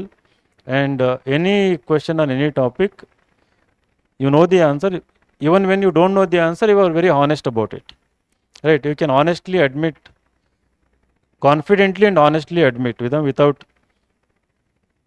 feeling inferior about it, right? That is the quality of a very confident individuality, right? Adella illi develop ಆಗಬೇಕು. One observation I have seen, especially from southern states, more so from Karnataka candidates, they do well till the main stage, they fail miserably in the interview stage. Even people from RV college irbodu, Ramaya, right? I have seen even some of them from IITs. Merely studying in big institution doesn't mean you are good with your articulation. So the notification I was showing, that there are few keywords, very important keywords. So remember them.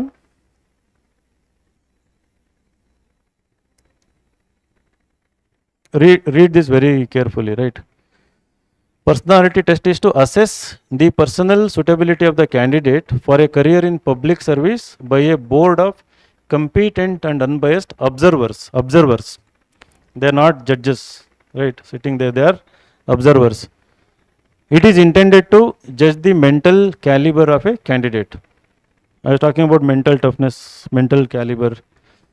In broad terms, this is really an assessment of not only intellectual qualities, which are tested in the mains examination, intellectual qualities, but also social traits and interest in current affairs. So that is again well defined in the next paragraph. Some of the qualities to be judged are mental alertness, critical powers of assimilation, clear and logical exposition, balance of judgment, variety and depth of interest. I was talking about depth and diversity. It's called variety and depth of interest. Ability for social cohesion and leadership, intellectual and moral integrity. So that paragraph should be your guiding light for your own conduct and behavior during the UPSC preparation, right? Every day. Critical powers of assimilation andre, even when we see something very complex and abstract, you have a critical power of assimilation. Assimilation means absorbing, right? Absorbing and understanding even the complex argument or concept or something. And then clear and logical exposition. Whatever exposition, whatever answer you speak, exposition means ಮಾತಾಡೋದು, clear and logical ಆಗಿರ್ಬೇಕು. ಸುಮ್ಮನೆ ಏನೋ question ಕೇಳಿದ ತಕ್ಷಣ ಬಾಯಿಗೆ ಬಂದದ್ದು ಹೇಳಂಗಿಲ್ವಲ್ಲ ಅಲ್ಲಿ, ಅಥವಾ ನಮಗೆ ಗೊತ್ತಿರೋದು ಹೇಳಂಗಿಲ್ಲ ಅಲ್ಲಿ. We should not say what we know, we should say what is the demand of the question in a very clear and logical way. So balance of judgement, that critical thinking which we are talking about, balance of judgement. So you are not one-sided. Variety and depth of interest, ability for social cohesion and leadership. See, ability for social cohesion, when you are sitting in that interview room with 5 individuals, 5 experts, some kind of social cohesion should be there. You should not feel like alien there. In the course of the interview, they should start liking you. You should become more comfortable. Of course, there are boundaries, but it should turn into a conversation, healthy, constructive conversation, right? So that is the social cohesion. So the quality of conversation that you are going to have from now onwards should be about, right, issues that are relevant for humanity, for nation, for the country, rather than gossiping about individuals or ಆ ಥರ negative ಮಾತಾಡೋಕ್ಕೆ ಹೋಗಬೇಡಿ. No complaining, no excuses, no talking about individuals. It can be your friends or institutions, teachers, whatever it is. The serious, matured, and the strong mental caliber candidates, they don't talk about people, they talk about ideas. They constantly discuss ideas, right? Seek ideas, update your ideas, develop ability to generate new ideas. So then perfectly prelims mains clear agi when you reach the interview stage, right? So the UPSC board will be very happy with you. So and then intellectual and moral integrity. Piracy, no integrity, right? Movie ಕದಿಯೋದು, ವಿಡಿಯೋಗಳು ಕದಿಯೋದು, ನಿಮ್ಮ portal ಇನ್ನೊಬ್ರಿಗೆ ಕೊಡೋದು, right? So UPSC thoroughly tests intellectual and moral integrity, right? In the course of the interview, it's a personality test. So intellectual integrity, in first answer you have taken a stance pro for a issue. In the 20th question you don't know, you have forgotten what answer you have given. It is totally, you are totally contradicting yourself, right? So there is intellectual dishonesty, right? And then in general dishonesty, you haven't worked for 5 years, you have worked as 5 years, there is a question and then they somehow know that you actually haven't worked at all, and just to fill the blank you have put it as 4 to 5 years. And your hobbies, you have never taught to anyone, you have put teaching as your hobby, right? You haven't done serious meditation, you have put meditation as your hobby, right? You put reading books, after reading 2 books you put reading books as your hobby. And then they will ask, okay, so she said crime and punishment. Have you read Anna Karenina? Anna Karenina or Anna Karenina? Or War and Peace? War and Peace, right? ಅಲ್ಲಿ ನಿನಗೂ Tolstoy 2 book ಓದಿ ಇಂಟರ್ವ್ಯೂಗೆ ಹೋಗಿರೋರಿಗೆ, what if they don't know Leo Tolstoy and War and Peace? So that integrity, right? That is why UPSC success is not because of any one factor, right? It is combination of so many factors. They should all come together and they should favor you. Every moment there is a test, right? Prelims, mains and interview, all factors should come together. Merely coming to coaching and taking notes and reading is just 5 or 10% of it, right? Your efforts, our efforts, right? Your curiosity and all the things I discussed about, and your ability to handle uncertain moments. So ಎಕ್ಸಾಮಲ್ಲಿ ಏನಾದರೂ ಆಗ್ಬೋದು ಅವತ್ತಿನ ದಿನ, right? Something like very irritating ಇರ್ತದೆ, ಏನೋ ಇರ್ತದೆ. You have to be very calm. ಆ ಕಾಮ್ನೆಸ್ನ ಡೆವಲಪ್ ಮಾಡ್ಕೊಳ್ಳಿ. ಸ್ಟ್ರೆಸ್ ಆಗಬೇಡಿ, ಆ್ಯಂಗ್ಸೈಟಿ ಡೆವಲಪ್ ಮಾಡ್ಕೊಳಕ್ಕೆ ಹೋಗಬೇಡಿ. ಈ ಡಿಪ್ರೆಷನ್ ಅದೆಲ್ಲ ನಮ್ಮ ಕಂಟ್ರೋಲಾಗಿ ಇರಲ್ಲ. ಬಟ್ ಸಮ್ವೇರ್ ಐ ಬಿಲೀವ್ ನೀವು ಫೀಡ್ಬ್ಯಾಕ್ ತಗೊಂಡು preparation if you can enjoy, so you want you won't get depressed or anxiety, ಯಾವುದು ಬರೋದಿಲ್ಲ ಅದು. So have a very broad outlook of the world and be very ambitious. If you ask me how I can be successful, how I can be consistent and successful, andre be very very ambitious. Every moment of your day, your preparation, be very ambitious. When I say ambitious, right, not just dreaming about all India rank 1, right? Becoming rank 1, becoming successful IAS officer, doing something very big for the country, or going on to become maybe a central minister, or maybe a prime minister, something like that. You should have that kind of vision, right? So that will take away all your anxiety, fears, depression. According to my experience, I'm talking about it, right? So because your focus will be on big ideas, big thinking, so you will be constantly updating yourself for bigger task. You will not worry about the small issues, small things, small talks, right? When your thinking is big. So this is the orientation. Okay. Usually 2 hours ಮಾಡ್ತಾ ಇದ್ವಿ, 1.5 to 2 hours. Today it went on to 2.5 hours. ಒಳ್ಳೇದು. So wish you all the best. ಏನಾರ doubts ಇದ್ದರೆ you can ask if you have any doubts. And once again, thank you so much for choosing the best institution in India. ನಗ್ತೀರ ಅನ್ಕೊಂಡ್ಬಿಟ್ಟಿದ್ದೆ ಸದ್ಯ. So in fact it is the best institution in India. You will realise the value. ನೀವು ಮುಂದೆ ಓದೋದಂಗೆ ನಿಮಗೆ ಗೊತ್ತಾಗ್ತಾ ಹೋಗುತ್ತೆ. And success ಅನ್ನೋದು ಪೇಷನ್ಸ್ ಇರಲಿ. Have patience. What I have seen ಆಗಲೇ ಬಿಗಿನಿಂಗಲ್ಲಿ ಹೇಳಿದ್ನಲ್ಲ, mental toughness 3 to 4 years.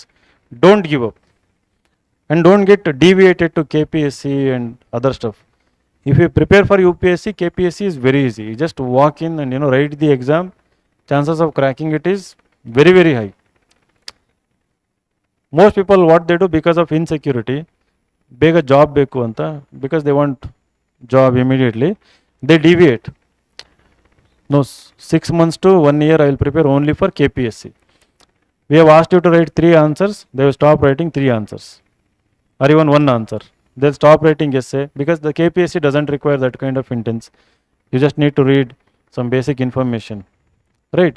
So it has to be exponential. When you prepare for UPSC, in our institution, when you prepare for UPSC as part of the OGP, I can assure you in next 2 to 3 years, minimum one government job is definitely guaranteed. Group B or Group C, that is definitely guaranteed. But I would recommend don't get stuck in Group B, Group C jobs, right? That is not why you have come here, right? That's because of urgency, some issue. Don't get stuck. Usually those who become PSI, I have never seen, very rarely I have seen somebody becoming IPS or IAS, right? Those who became PDO, I haven't read in story of a PDO becoming IAS unless they have quit, right?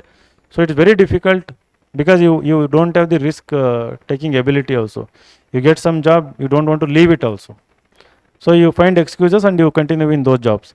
So that is why you may join, but have the courage to leave them also. That is why big ambition is important. So 3 to 4 years, if you can constantly update, go exponentially, in next 2 to 3 years or 3 to 4 years, everyone sitting here has equal chance of becoming IAS, IPS or Indian Foreign Service or UPSC topper at least, right? So all the best. Thank you. Political speech. ಯಾರ ಚಪ್ಪಾಳೆ ಹೊಡೆಯೋಕೆ ಹೋದ್ರಲ್ಲ, ಅದಕ್ಕೆ ಹೇಳಿದೆ. ಯಾರಾದರೂ ದಾವಣಗೆರೆ ಇದ್ದಾರೆ ಇಲ್ಲಿ? Anybody from Davanagere? Okay, thank you. ಒಳ್ಳೆಯದಾಗಲಿ.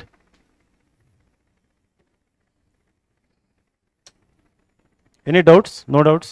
So it is our tradition that after the completion of orientation we give chocolates. Chocolate, Kit Kat ಕೊಡ್ತೀವಿ.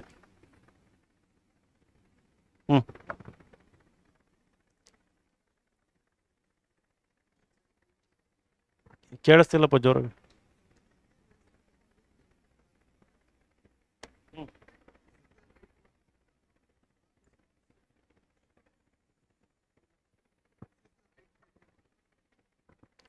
This ಅಂದರೆ IAS.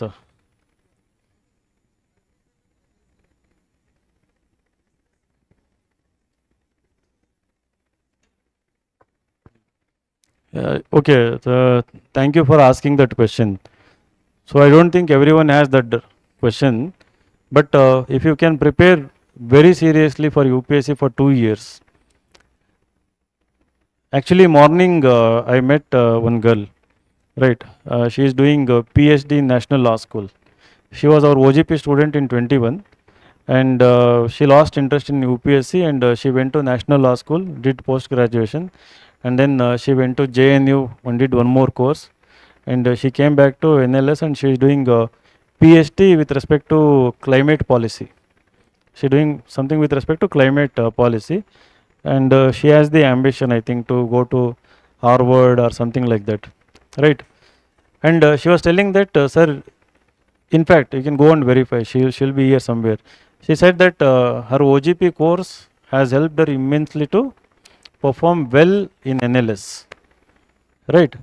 So the 2 year knowledge which you are gaining here across disciplines, GS1 to GS4, from moral philosophy to art, culture, history, that knowledge will help you wherever you go. After 1 year, 2 year, if you want to quit and start your own startup, it will help. If you want to get into higher education, so when I say higher education, there also dream big. So go to NLS. IITs have started humanities courses, public policy courses. Try to get into IITs rather than doing a distance degree. That's waste of your time.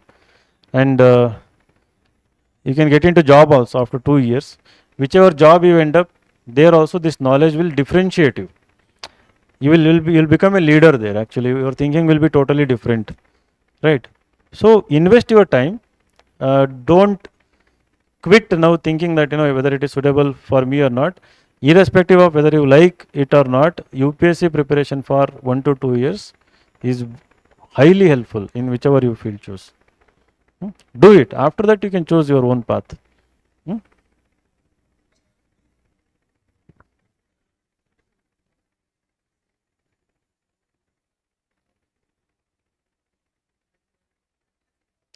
No, I don't believe in that. Okay, they are not performing well. Most of the UPSC toppers, when the mains examination is over, right, they stop reading newspaper till the result is announced. Once the result is announced, they again start reading newspaper to give the interview. If selected, after interview they stop reading everything. They wait for the result. If they get selected, most majority of the toppers will never read newspaper again. Will never read any kind of books.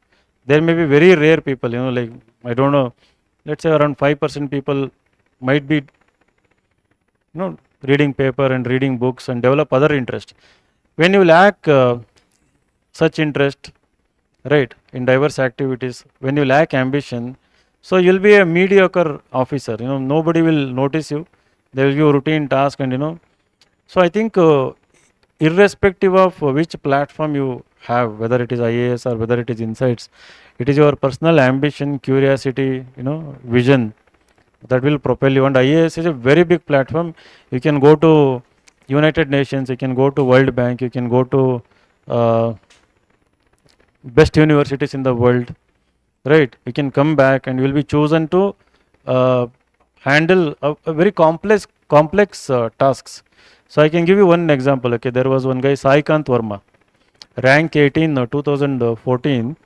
He is from IIT Madras, and I started this institution in 2014. So CSE 2014 topper, All India rank 8. We got 5 ranks, rank 8, rank 26, 36, and rank 97, rank 397. So these 5 toppers, because it was my first batch and we had only 40 students, we were very close. So they invited me to Labasna. Right, I went to Labasna, I stayed there for 2 days, and I stayed in the Saikant's room, where Saikant was staying, and I could see pile of books in his room, all related to mostly economy and technology. He was reading complex economy because I was asking, is it part of your Labasna course or something? No, I'm always interested in economics, always interested in technology. He was actually working in Google after IIT Madras. So he left Google and he pursued, and in the very first attempt he cracked.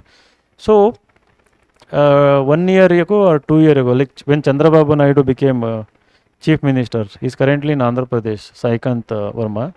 So he was chosen to head, I think, economic investment board or something. He started a very big what do you say, organization or something to attract investments from companies like Google, Microsoft to Andhra Pradesh. Saikant Verma was made CEO of that, what do you call, organization, bypassing 10-15 years seniors to him. You got it? So you have to be visible, you have to be valuable. So we have to enhance our own value so that opportunities come, searching for us. I don't agree with, what officers told you. ಎಲ್ಲ useless, ಸುಮ್ಮನೆ ಏನೋ ಓತ್ಲ ಹೊಡ್ಕೊಂಡಿರ್ತವೆ ಅಷ್ಟು. And I mean it. I mean many people ಅವರಿಗೆ ಅದು once you get that rank, ಅದು end of it, end of learning, end of curiosity. Okay, I got ಕೊಂಬಂದ್ಬಿಡ್ತವೆ ದೊಡ್ಡ ದೊಡ್ಡದು. ನಾನು IAS ವೀಡಿಯೋಗಳು ಮಾಡೋದು, ಈ ಥರ. You should always have open mind, humility, constantly learn. ಅಷ್ಟೇನಾ? ಎಷ್ಟು ಕೊಡಪ್ಪ ಚಾಕ್ಲೇಟ್. Any doubts? ಡೌಟ್ಸ್ ಕೇಳಿದರೆ ಇನ್ನೂ ಮುತ್ತುಗಳು ರತ್ನಗಳು ಬರ್ತವೆ. You don't have doubts?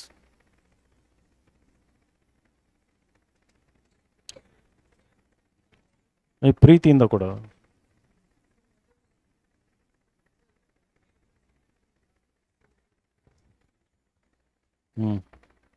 ಹುಚ್ಚ ಆಗೋಗ್ಬಿಡ್ತೀಯ.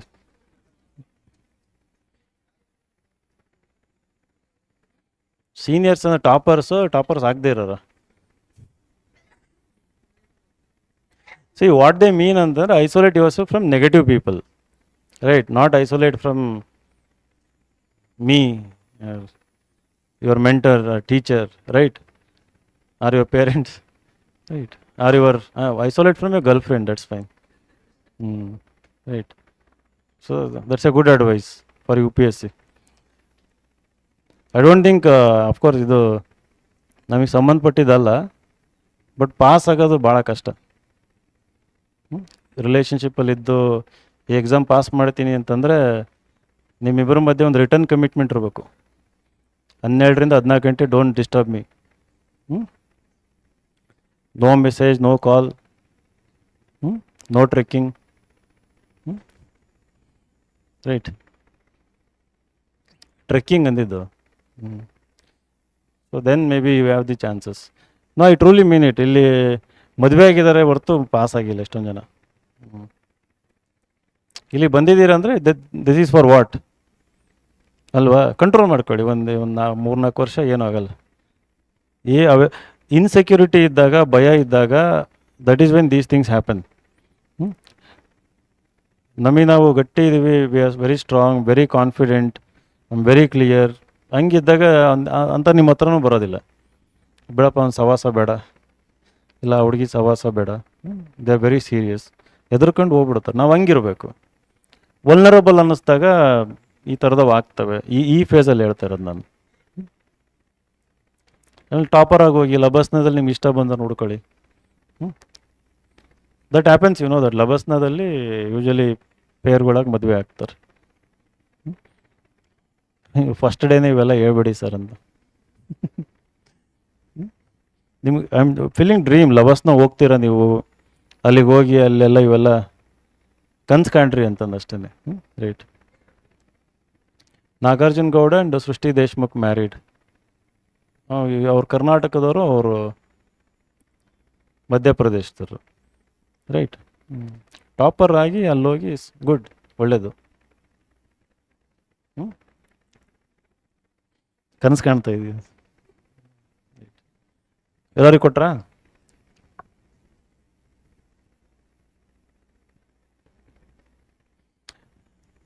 ಒಂದು ಸ್ಮಾಲ್ ಅಡ್ವೈಸ್. ಕುತ್ಕೊಂಡಿದ್ದೀನಲ್ಲ, ಮಾತಾಡ್ಬೇಕು ಅನ್ನಿಸ್ತಾ ಇದೆ, ರೈಟ್?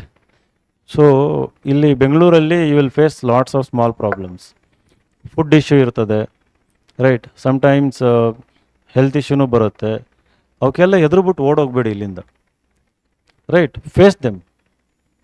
ಹಾಸ್ಪಿಟಲೈಸ್ ಆಗ್ಬೋದು, ಸಮ್ಟೈಮ್ಸ್ ಹೊಟ್ಟೆ ಹಸ್ಕೋಬೋದು, ಅಲ್ಲಿ ಇಲ್ಲಿ ಸ್ಟ್ರಗಲ್ ಮಾಡ್ಬೋದು. These are all part of the growth. ಅವೆಲ್ಲ ಎಕ್ಸ್ಪೀರಿಯನ್ಸಸ್ ಇದ್ರೇ ನಾಳೆ ಟಾಪರ್ ಆಗಿ ಬಂದು ಇಲ್ಲಿ ಒಂದು ಕತೆ ಹೇಳ್ಬೋದು. Motivational story, right? ಸ್ಟೋರಿ ಇರಬೇಕು ಲೈಫಲ್ಲಿ. Don't run away from them. Face them head on. ಆಮೇಲೆ ಅದ್ರ ಬಗ್ಗೆ ಯಾವತ್ತೂ ಕಂಪ್ಲೇಂಟ್ ಮಾಡೋಕೆ ಹೋಗಬೇಡಿ. Don't complain about them, right. ದೊಡ್ಡ ಇಶ್ಯೂ ಮಾಡೋಕ್ಕೆ ಹೋಗಬೇಡಿ. ಕಲೆಕ್ಟಿವ್ಲಿ ವಿಸ್ಡಮ್ ಡೆವಲಪ್ ಆಗುತ್ತೆ when you face all these experiences. Seek experiences. ಹಂಗಂತಂದು ಮೈ ಮೇಲೆ ಬಿದ್ದು ಜಗಳಕ್ಕೆ ಹೋಗೋದಲ್ಲ, right. You have to travel, you have to meet people, right. Meet people who are better than you in everything, right, in their thinking, in their knowledge, in their skills. Try to meet as many people who are far better than you, right. There will be a faster improvement. So ಒಳ್ಳೆಯದಾಗಲಿ. Thank you, all the best.